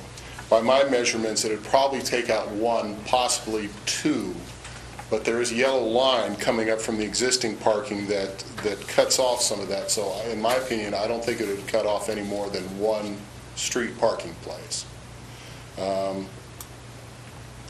rules are, the reason why driveways can't be any wider than 20 feet when they're at the curb is obviously those are one of the reasons to prevent erasing street parking.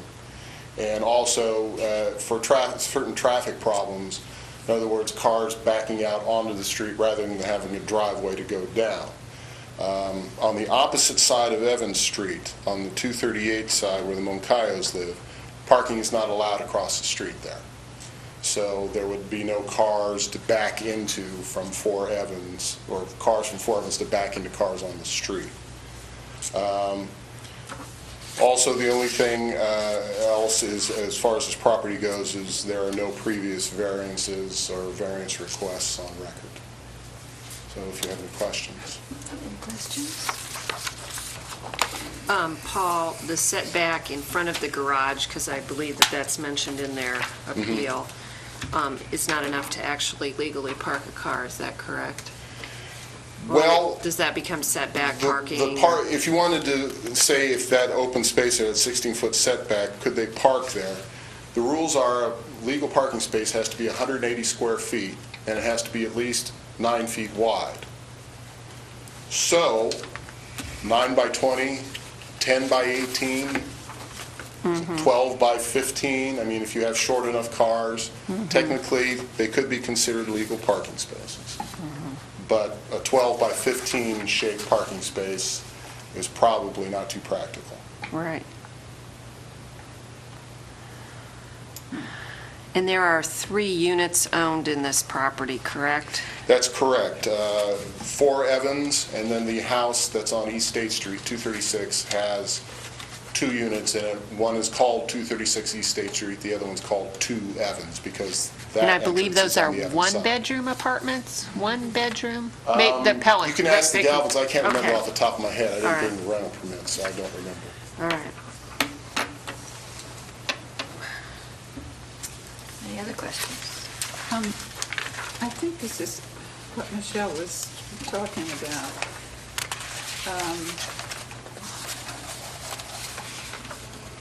Good grief.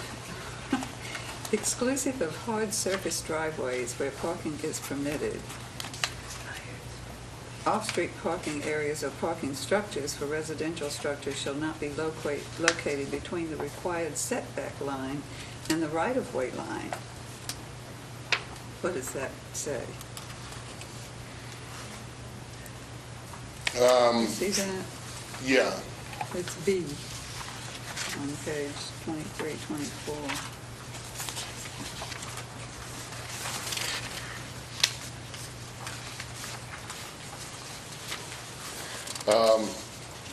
I can only ascertain that the proposed parking would be far enough back from the setback line and the right-of-way line Okay.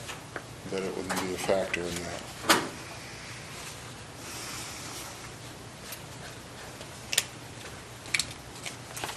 Well, any other questions? Thank you very much. Then we're ready to hear from our appellant, Rebecca Galvin. Thank you. And could you state your name and address for the record and affirm that Yes, you've previously been sworn? I'm Rebecca Galvin, currently residing at 2403 Middlesex Drive in Toledo, Ohio. I believe you have our home address. I may have put business address on there, which would be 3209 Sylvania Avenue. Former resident of Athens. I did take some photographs today. If I may show them, they may help illustrate for you, because when I did my drawing, I did the drawing only of 4 Evans. I didn't do it of the whole lot, which includes 236 and 2 Evans. So may I bring this to you to share? My parents used to live at 4 Evans, so I know what the parking issues there are.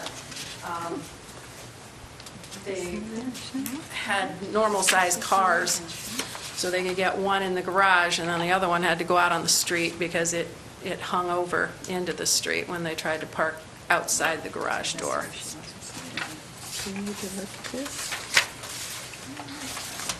And the units are, in the big house, 236 East State and 2 Evans, they are 3-bedroom units.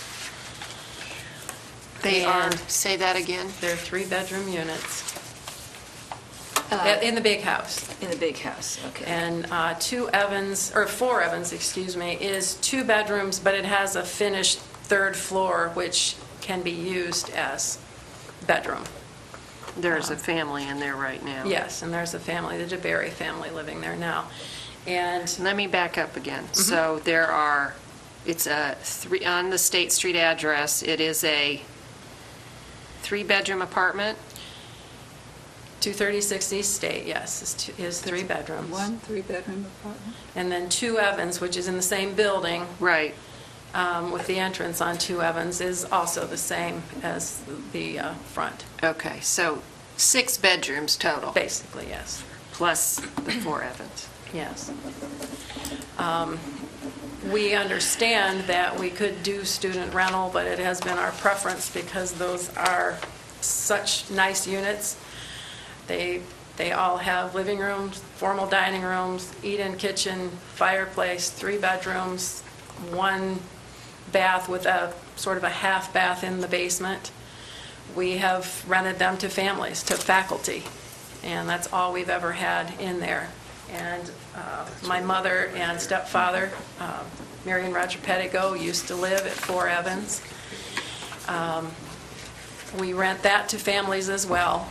As I said, it's 2 bedrooms, but the 3rd room upstairs and attic room is completely finished, carpeted and everything. So it is basically a 3-bedroom unit if you include the attic area.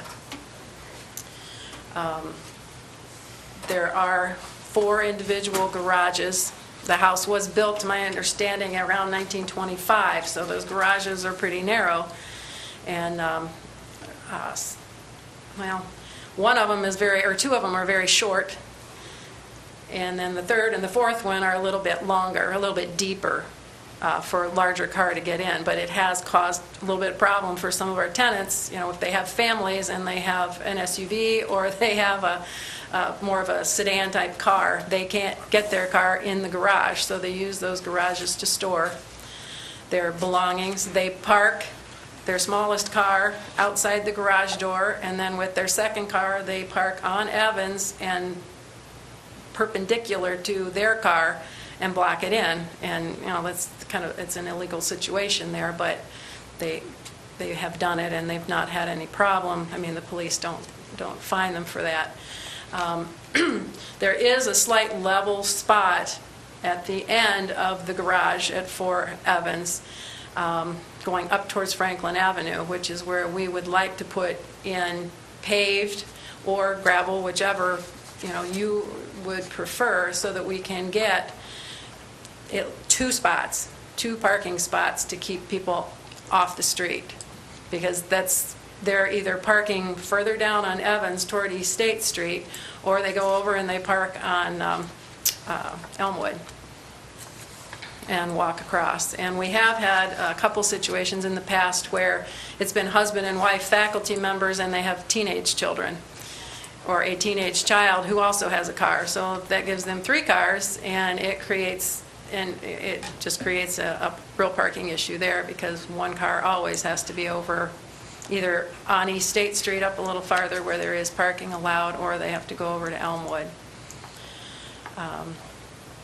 And as far as it's saying that the parking on that lot is for 4 Evans only, that was the misunderstanding from my drawing. That is one lot for all 3 units. So it's that yard space and parking space is usable for all 3 of those units. It's one lot. It was sold in 2 parcels to us. But it's one lot of record. Yeah, and that when I sent you the copy of the deed that we have, it has that drawing that it is one lot. I see. Just Okay. 2 separate parcels. So the way I understand, nobody's asking you to increase the parking spaces, you just want to create some more for your tenants. We would like to get them off the street. We have had problems in the past when people have, company, overnight, Right. Overnight company, they park somebody else in, and then we get a call, or my mother, who manages the property, Mary Pettigo, gets a call in the middle of the night, I can't get my car out because somebody parked me in, and they don't know which unit it was from. Right, okay. So it would just decrease congestion, I think, on the street as well as on that piece of property. And when it was built, most people had 1 car, so, it was efficient back then, but probably not now.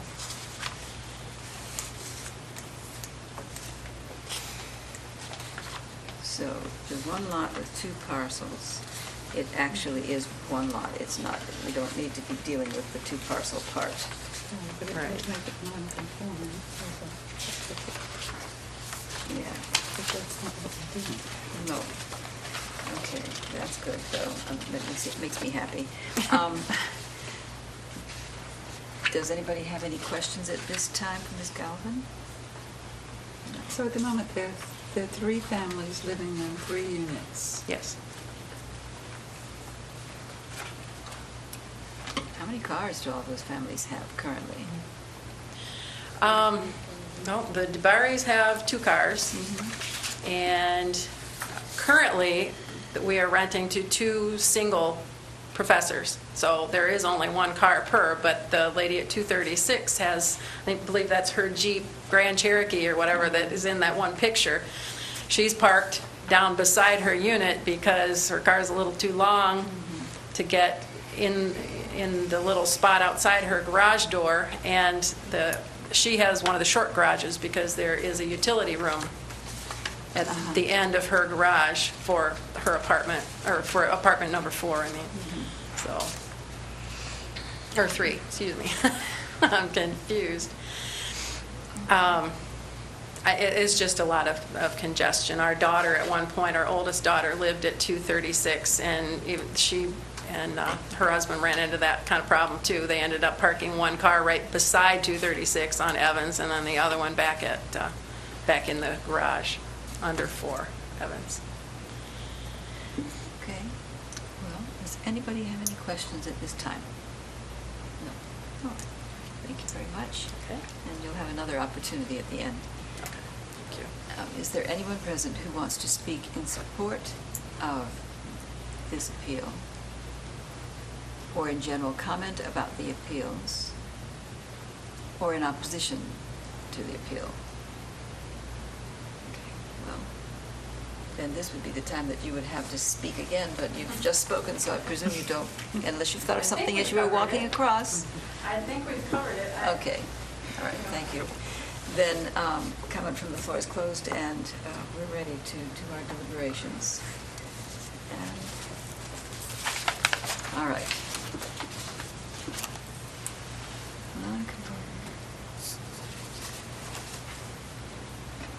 It sounds more extensive than it sounds when you start talking about it. Is there a motion to approve? I move that we approve, or that we, what do I say, request? Grant a variance? Grant a variance to 4 Evans Street. Where are we? Grant a variance to 4 Evans Street from section 23.08.01A and 23.04.01B to permit expansion of an existing vehicular street access driveway of approximately 40 feet to approximately 60 feet, where 20 feet is the permitted maximum, and to permit parking created by the expansion to be used on another lot where parking on a lot is only for the exclusive use of the residents.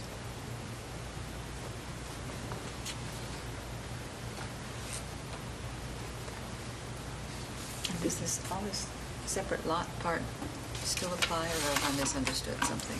Well, it's the 2 parcels, it's 1 lot, so So it this doesn't is really have to written be. rather curiously. It doesn't really need to be. Well, so what we really need to say, and to permit parking created by the expansion to be used by the tenants at 236 East State Street, as well as 2 and 4 Evans, who actually are residing on the same lot Yes. and they are in the same Yeah, ownership. it's all in and the they same are- ownership, and the lot is the same. And the is- same is right one there, right lot of there. record, so. So we don't- make sure all 3 addresses are there on the end. We're parking on a lot. Okay, so for the second part of the variance, after the 20 feet is permit max, and then creation of parking on a lot for use Of the for tenants. tenants of 236 East State Street, 2 Evans, and 4 Evans Street. Right, Yes, which, For the exclusive use. yes. exclusive use. Okay. So we can't sell any parking. Okay. And is there a second, somebody? I'll second. All right. And then, what hardship would we create by denying this appeal? That's how we're phrasing it now. Well, one of my concerns is this has been rented for some time without this. And people have been Shuffling their cars around. well, Yeah, well, they've been experiencing the hardship already, but that doesn't make it any less of a hardship, that the fact that they've been dealing Doing with it that. all along. Right. It's still a hardship. And I guess we could say, oh gosh, we should save some green space, but that little green space But is they are, such an odd there's a- space. but they do have a fairly large green space, a Well, nice little fenced yard. This is what they're going to use, but all I'm saying is, Oh. this is not the green space that they would use for any leisure No. pleasure, because it's not attractive for that purpose. I don't know, I maybe. thought it was lumpy. You thought it was lumpy? I thought it was quite charming. It was shady, and it was grassy, and there was a little fence. I like it. Some bald stuff, the spots on it. I have a picture. Here's a Okay. picture, right there, see? Bald I spots. think they've started working on maybe That's removing. the place where That's what that's they're where talking about. The yeah, the parking's going to go. Yeah. It's back in there. There's Oh, a lot there. of green space Yeah. back there. See Yeah. the tree? Oh, yeah, those are nice. There's all But kinds this of- is what we're talking about. Yes, right. But you can have a nice play area back there. But anyway, yes, that's the place that's Yeah. being considered for, and I see, you're just pointing out how it's more properly to be used for parking than it Well, would be for other you know, purposes. I mean, like I said, they are not required to do anything, but they're trying to Yeah, improve I the, see. Okay. the traffic. maybe. Point taken, all right. Exceptional circumstances applying to this property that don't apply to others. Well, what they're requesting is, one, to make the 2 spaces, and 2, to let 3 separate apartments in 2 separate buildings use them. And the fact that they're all on the same lot is exceptional. Because it's non-conforming, essentially. It's exceptional, they're asking to make parking instead of asking to be not required to provide parking. It's kind of a nice exception to me. But not necessary to take down, sorry. Okay, that's a good exception. Then what about preservation of equal property rights? Would literal interpretation deprive the appellants of rights commonly enjoyed by others? Well, There's nobody else on that street. no. The person across the street has no parking. They use the street. But they can't park from their side of the street. so- Moncayas have no parking at all? Well, I mean, they could make parking, but they don't, Parking in the back of the house. yeah, they don't have They parking. would have to That's request a right, curb they would cut. have to. They'd have to get a curb cut. They currently have no parking at the house across the Right. street. Right. Right. Well, but we never want to deny people the opportunity to make more parking if it's possible to do it So you have a reasonably. net gain of one parking Right. space because you're taking You're one taking off one the away. street. Possibly 2, maybe, depends on the size of the car and how they park. Also, a net gain in ease of use. It's a lot less, I would think that it's going to help decrease congestion, however, if you don't have to have people parking T-shaped across their driveways. At least a couple of people wouldn't have to. All right. Minimum variance, would this be the minimum required to make reasonable use? Sure, it's only 60. Oh, please, don't be too cavalier here. I'd 60 feet say instead of 20? that's, Only 40 feet. they're grandfathered for that No. peculiar parking they've got along there already. Well, to make the use of that space, I think it's minimal. Just even to put a car or 2, that's would be minimal.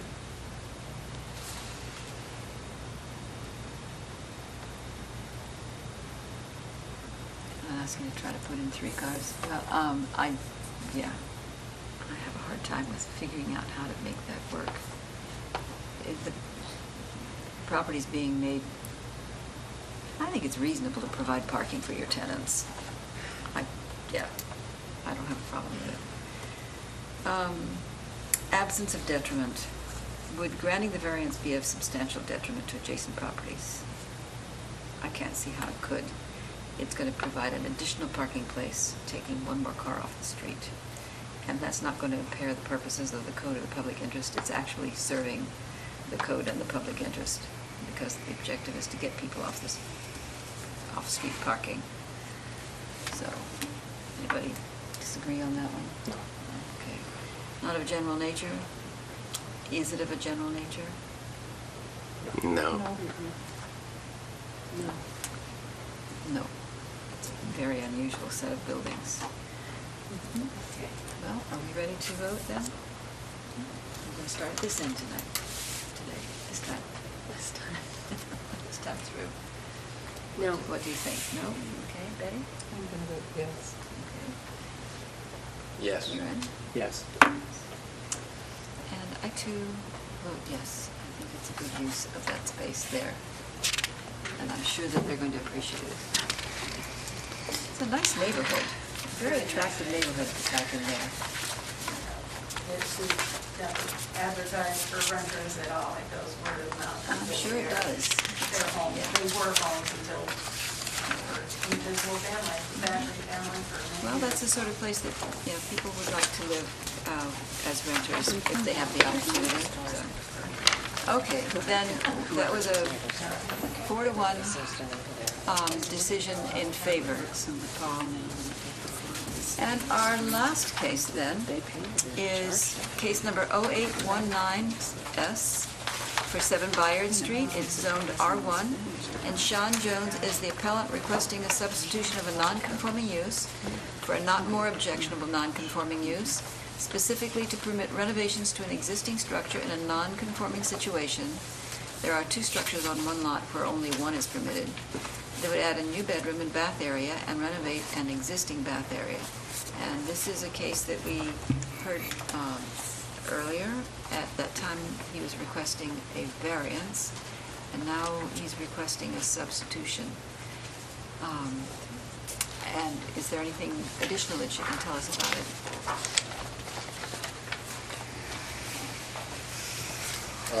I don't have much of anything to add. I'm sure Mr. Jones can cover most of it. Just reminding the board that, again, this is a substitution, and therefore you don't have to go through, if you get to that point, you don't have to go through the findings, and you just have to make a motion and discuss amongst yourselves if you think it's more objectionable or not more objectionable with Mr. Jones's plan. I really don't have anything else to add unless you have some questions. Any questions, anybody? When was the last time we heard this thing? A few months ago. Yeah. What was it? Yeah, it says like the 80. It was just, what, in April? When was it? I was here. April, It I was, believe? Yeah, I think so too. maybe it was April. Oh, I didn't copy that part. Yeah, I believe it was April of Yeah. 2008. The only other thing I wanted to add is that there was a letter submitted just at the beginning of this week from a neighbor that I believe is in favor of the substitution request from Ms. Slew. So hopefully you all have copies of that. We do have, it's from Suzanne? Suzanne Slow. And, at 21 Pratt Street. And very much in favor of this. I might as well I'll read it into the record when it's time for supporting commentary. Okay, thank you very much. Then we're ready to hear from Mr. Jones.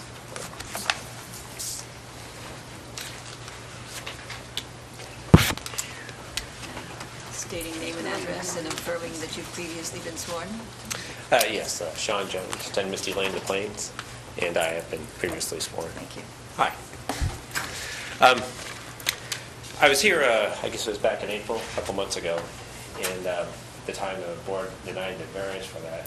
I was discussing that with somebody, and he said that I did it backwards. And so I went back and talked to Steve about it. Steve said, well, he admitted that he probably made a mistake, and that what we should have done is we should have gone for substitution first, and then asked for a variance, and that was denied. And so, under the provision of substitution, that's what we're going back here to ask for. And he was specifically had mentioned that, I guess, it's a Jack Stover that had asked for substitutions. And he said it's actually, in our situation, makes a little more sense to ask for a substitution than a variance, because the footprint of the house stays the same, everything's staying the same, except that we're changing the cubic capacity. And so he thought a substitution was a more appropriate use of it. And, well, I guess since that time, Steve's no longer there. But in preparation for this time, I went ahead and asked our nearest neighbor, which is Mrs. Slope, who's immediately behind us, if she showed her the plans and asked her what she thought of it. And she's, I guess, familiar with my tenants who live in 23 Pratt Street. And they've lived there for years. They're all grad students. And I guess talked to them, and she really liked the idea of us adding to and renovating that house, because the house was really due for it. And also it was brought up that I guess improving housing on the West End is specifically in that long-term plan that the city commissioned. And so, here's somebody who's willing to spend big bucks to renovate a house on that side of town and do some major improvements for it.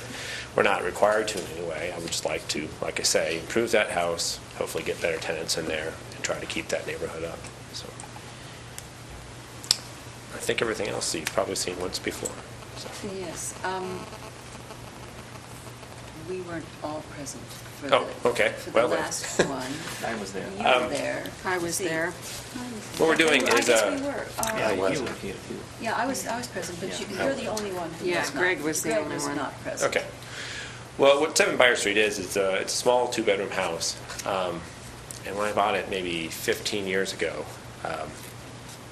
we did a kind of a minor renovation to them. We insulated it, put in new windows, rewired it, that sort of thing. But nothing's really been done to it for the last 15 years. So the tenants were complaining about the roof leaking, so when we went up to the attic to try to find the leak, we sort of discovered, I suppose, that the entire attic was a giant open space. And so it occurred to us that it made more sense, since the house was due for a renovation, to go ahead and try to use that space. The bathroom in this house is just absolutely tiny, and as such, it's sort of tacked on porch that somebody stuck on there, who knows how long ago. And as such, it's always wet and just really cramped and everything. So what we would like to do is we'd like to take the bathroom out of there, move it to where one of the bedrooms is, and then move one of the bedrooms upstairs. And in the process of renovating this house, every time we try to redo a house, we try to completely re-insulate it and do it right.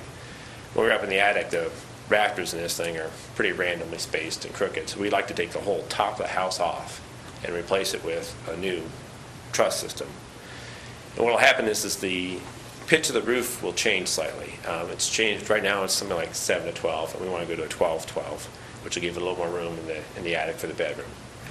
And with the new trusses and everything, hopefully we can get everything nice and straight and insulate it well. And the only thing that's really going to change from the outside appearance of the house is the roof will be, I think we figured out, like 1.5 to 2 feet taller at the peak. So footprint doesn't change, number of tenants doesn't change, parking doesn't change, nothing like that occurs. So. Where do they currently park? I drove by there today. There's one small spot accessible from the alleyway, and Behind or on the side? behind. Okay. And for that house, and then the other houses, there's a fairly large pad that's next Right. to 23 Pratt. I saw that. And what we need to do as part of this job, actually, the pad was poured as a big square, and there's a big triangle or a big rectangle going up to it. And of course, they drive between the rectangle and the square and mushed there's up the yard mud. there. So we need to fix that Yeah. too as part of it. And also, I think it was 7 or 8 years ago, we had to replace the sewer lines to it, and so it got chopped up then. And so we need to fix their pavement while we're at it.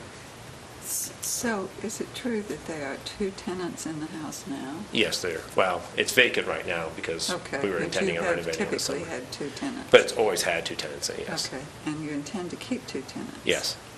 In And- fact, it's signed for next year with 2 tenants. So. Okay, and you do have another parking space over on this pad? Yes. And that's the same thing we went through last time, is we have more than ample parking for these 2 properties, so And apparently you're going to improve the parking, hopefully. it sounds like. That's our plan. That attic, would it be possible to renovate it for use as a bedroom without raising the roof? It'd be possible. I mean, you could do anything. It would just be kind of haphazard. It just wouldn't. You could patch it. It doesn't sound like it would be structurally safe in a No, lot of ways. I really don't. I wouldn't want to do it just because it'd be goofy. It'd be really goofy. And then to try to insulate the attic space against, you'd have to try to build out other walls. It would just be, you could do it, but it would be goofy. I looked at the house and I went all the way around it. It seemed to me to be beyond renovation. I mean, its foundation is really all cracked up and sidings, and can you still renovate that to be structurally sound? Or, Oh, yeah. And the roof already, to me, looked like being 12-12 pitch almost. So it's not going to be a whole lot bigger. Right. It's not. Yeah. It's not going to be much bigger, really, and it's steep. But what about the foundation? All the blocks are cracked up. Yeah, they're sliding on that one side. And we've talked to the city about it because it's pretty clearly that whole alleyway corner is sliding slightly. but Andy doesn't want to mess with it right now because he says there's a lot worse places in the Yeah, city. but it And it's didn't one of those seem things to be- where we'll probably end up jacking it up and putting piers under there until we can do something about that wall. So, but we can't really, you can't rebuild the foundation without dealing with the wall, which is 2 Right, feet away. right, So, So are you saying you do that before you did the roof? Because why would you do the roof before you did that? I mean, wouldn't that be we're more gonna, we have to stabilize it first, but we'll go under there and we'll stabilize it, but there's only so much we can do without tearing up the city's wall, and the city doesn't want us to tear up their wall. So we're kind of stuck until the wall gets worse, essentially. So, one of the problems with that house, and I think has caused the problem with both that wall and the corner of the house, is it has those built-in gutters those metal roofs have, and they never really work very well. The downspouts fall off, and so I think a lot of that water's ending up running right down beside the house, between the house and the wall, so that'll be fixed. You're gonna keep that beautiful tree in the front, right? Well, the giant maple that's, Yeah, your neighbor cut theirs, I guess. well, I'd like to keep it because it's really the main thing I think is holding up the wall that's, that's keeping us off the street. That's a beautiful. And so I like that thing, and, Beside the tree commission would be. yeah. Well, I think it's far enough on ours that it wouldn't be a tree, but I like the tree, so Yeah. I see no reason to get rid of it. The other tree was cut down all in pieces. It was kind of sad. Yeah. So, The code specifically says that any non-conforming structure or portion of a structure containing a non-conforming use, work may be done on ordinary repairs or repair and replacement of non-load-bearing walls and so forth, provided that the cubic content existing when it became non-conforming shall not be increased. And your plan will actually increase the cubic content of the building, correct? I assume so, yeah. I assume so, yeah. Yeah. Do you have any, yeah, Well, I guess what I'm doing is I'm Mitigating that. going back I to suppose not. Steve saying that the substitution was really the more appropriate thing to ask for. And if, the head code enforcement is telling me To that's the see, way. yeah, if this non-conformity would be less objectionable than, and we're not really concerned about expanding a non-conformity, we're just trying. Expansion would be very minimal. That roof is already high pitch. Repairing it, repairing damaged buildings. It's, yeah. It is sort of a repair, but the repair process is minimally expanding it, okay. But would that be objectionable, I guess, is what we're having to decide. Okay. Well, I'll do my We'll best come to back try to not this. make it objectionable when we're done. Yeah, well. Yeah, try to make it better, no, She's better looking. making it than that. better, but. I'm thinking of your place on Lancaster, you just tore it down and started over. Yeah. Wouldn't that be better? You see, then, Wouldn't can you that imagine be the better? variances I would have to get to try to do that on this house? Yes, because of the nature of that property, to try to make those kinds of changes would be extremely difficult. Yeah. In North Lancaster, actually, I didn't have to get a single variance because the new house had a smaller footprint, was sitting further back than the old house. The old house was so non-conforming that the new Right. house was less. I remember that house, yes. It was a goofy house, too. Yeah. Goofy, huh? Okay. Any other questions, anybody? So are we discussing a substitution? Greg, have you? That's what he's applied for. Yeah, that's what he's Right. applied for, is So a it's not asking substitution for a of variance, a which you did last non-conforming time. use.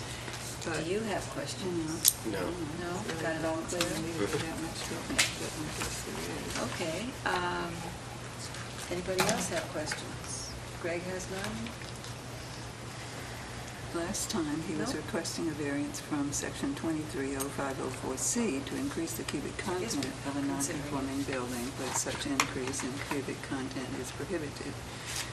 This time, he's asking for the same thing in different words. But it's not a request for a variance. Yes, I know. Yeah. It's not. So we consider it differently. Yes. Okay. The result is the same. But I guess we don't have any questions right Okay. now. Okay, thank you. Just You're have right here. confusion. You'll be right there. You're not going to go away. And is there anyone present who wants to support this? I have a letter of support that I'll read into. Which I wanted to mention that the map is not up to date, and the owners, at least on our map that we were provided, do not coincide here. So that happens all the time, that the maps are not up to date with who the ownership is. But If I may, part of my job is to look up all the adjoining properties and owners, so I go by the current auditor's What's site, on that? recorder's site, Okay. phone book. right, you got to go by the drive by, auditor's so whatever it site. takes to make sure it's as accurate as possible. Okay. All right, well, the letter that came from Suzanne Slow says that Sean Jones has shared with me the plans for changes at 7 Bayard Street. As a concerned neighbor, I'm compelled to write to you in support. I own and occupy the house at 21 Pratt. Oh, I believe that Sean is right in his assertion that a nicer property will attract nicer tenants. I own and occupy the house at 21 Pratt Street, and my backyard shares a property line with the backyard of 7 Bayard. Most of the surrounding houses are owner-occupied, and it shows in the level of care for the homes and respect for the neighbors. When the tenants at 7 Bayard are not respectful of the property in the neighborhood, it affects me and my family, as well as surrounding neighbors, by creating an eyesore of unattended garbage and obnoxious parties. On the other hand, Sean's rental house on the same property, 23 Pratt, is obviously well cared for by the tenants, and I know from talking with them that they appreciate the comfort of the house and the renovations that have been done there. I have respect for Sean as a landlord because of that, and they in turn have pride in the property and neighborhood. I believe Sean is genuine in his interest in improving the neighborhood by improving his property. This is obvious in the fact that he's not proposing to increase the number of bedrooms or tenants, but only to improve the comfort of the current footprint and the quality of the home structure. Please seriously consider Sean's application. Sincerely, Suzanne Slow. So, that's the one. In support, I see no one here wanting to speak in general comment or against, and so unless you have something further you'd like to say, I think we can close the commentary from the floor. And I'm going to have somebody make a proposal for a non-conforming substitution, the substitution of a less objectionable non-conforming use for this current non-conforming use. Does anybody want to suggest that?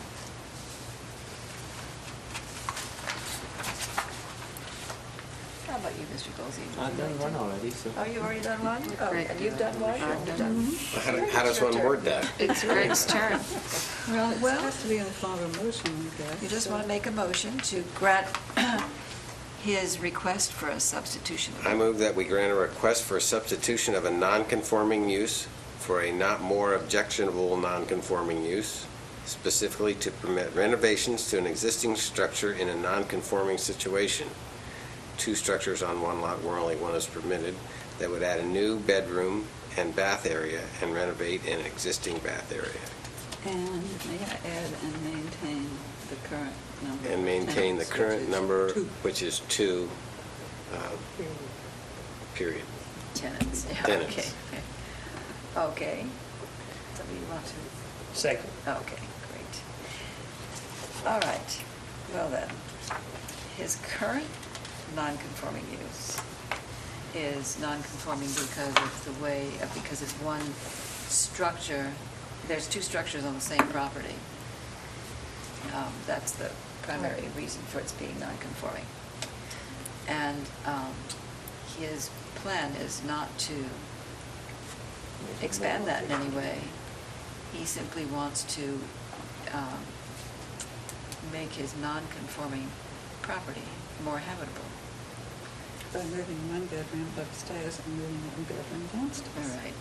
But that, Which allows him room to repair the bathroom. right, and, yeah. That does not change the footprint. Doesn't change the number of tenants he'd have in the building, Changes the cubic volume. but it does change the cubic volume.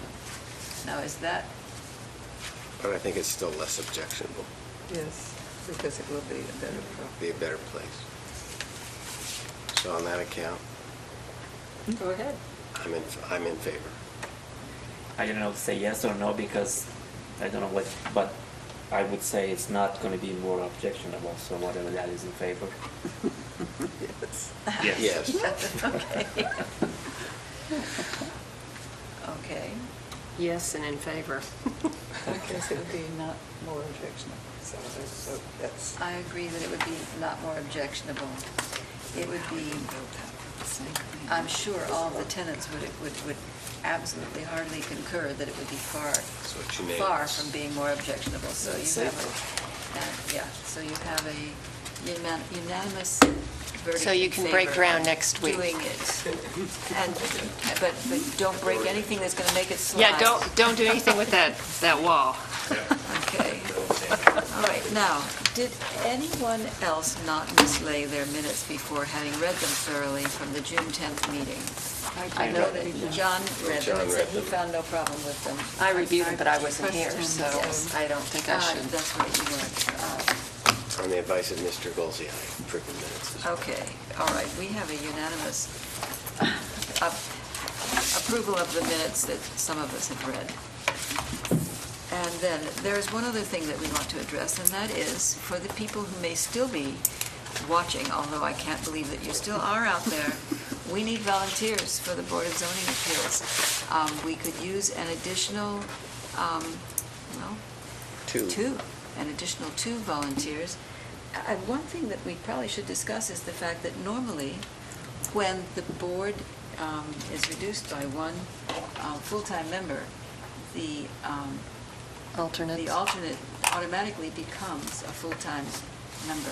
It's a little bit unusual in that you're going to be Well, on I leave of think what- absence, but I still think that that's the appropriate I think move what happens, the alternate completes the term of the person. of the person left. who Yeah. left. But But- is One that was how- an alternate and one was not an alternate. So you Yeah, would but complete what we Roger's need term, is- technically. You would technically, I think, what you normally would do is complete Roger's term. And Roger has, but she's not going to be here. So that's a So little we're bit. in So a we need strange three. circumstance. It's a very unusual circumstance. Well, you can just simply say you're looking for two alternates. If Ms. Drabel becomes a full member, you still need two We members. still need That's to just the know what we're alternates. looking for. All right, thank you very much. I think, Ms. Drabel, you have now, whether you think you are, it's appropriate, you're shanghaied. You're now a full member, even though you are going to be abroad for a while.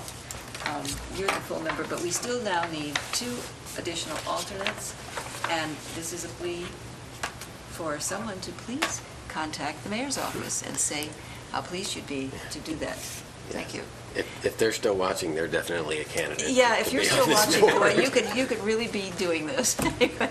Well, and I So- think we should say that we are going to miss our members who departed. Oh, well, we will be Mr. missing, Burgess yes. and Yes. Mr. Flores. They certainly did do a wonderful job while they were doing it, and Right. we will miss them. If you're watching. Even if you're not watching, we'll still miss you. In any case, we're now adjourned. Thank you.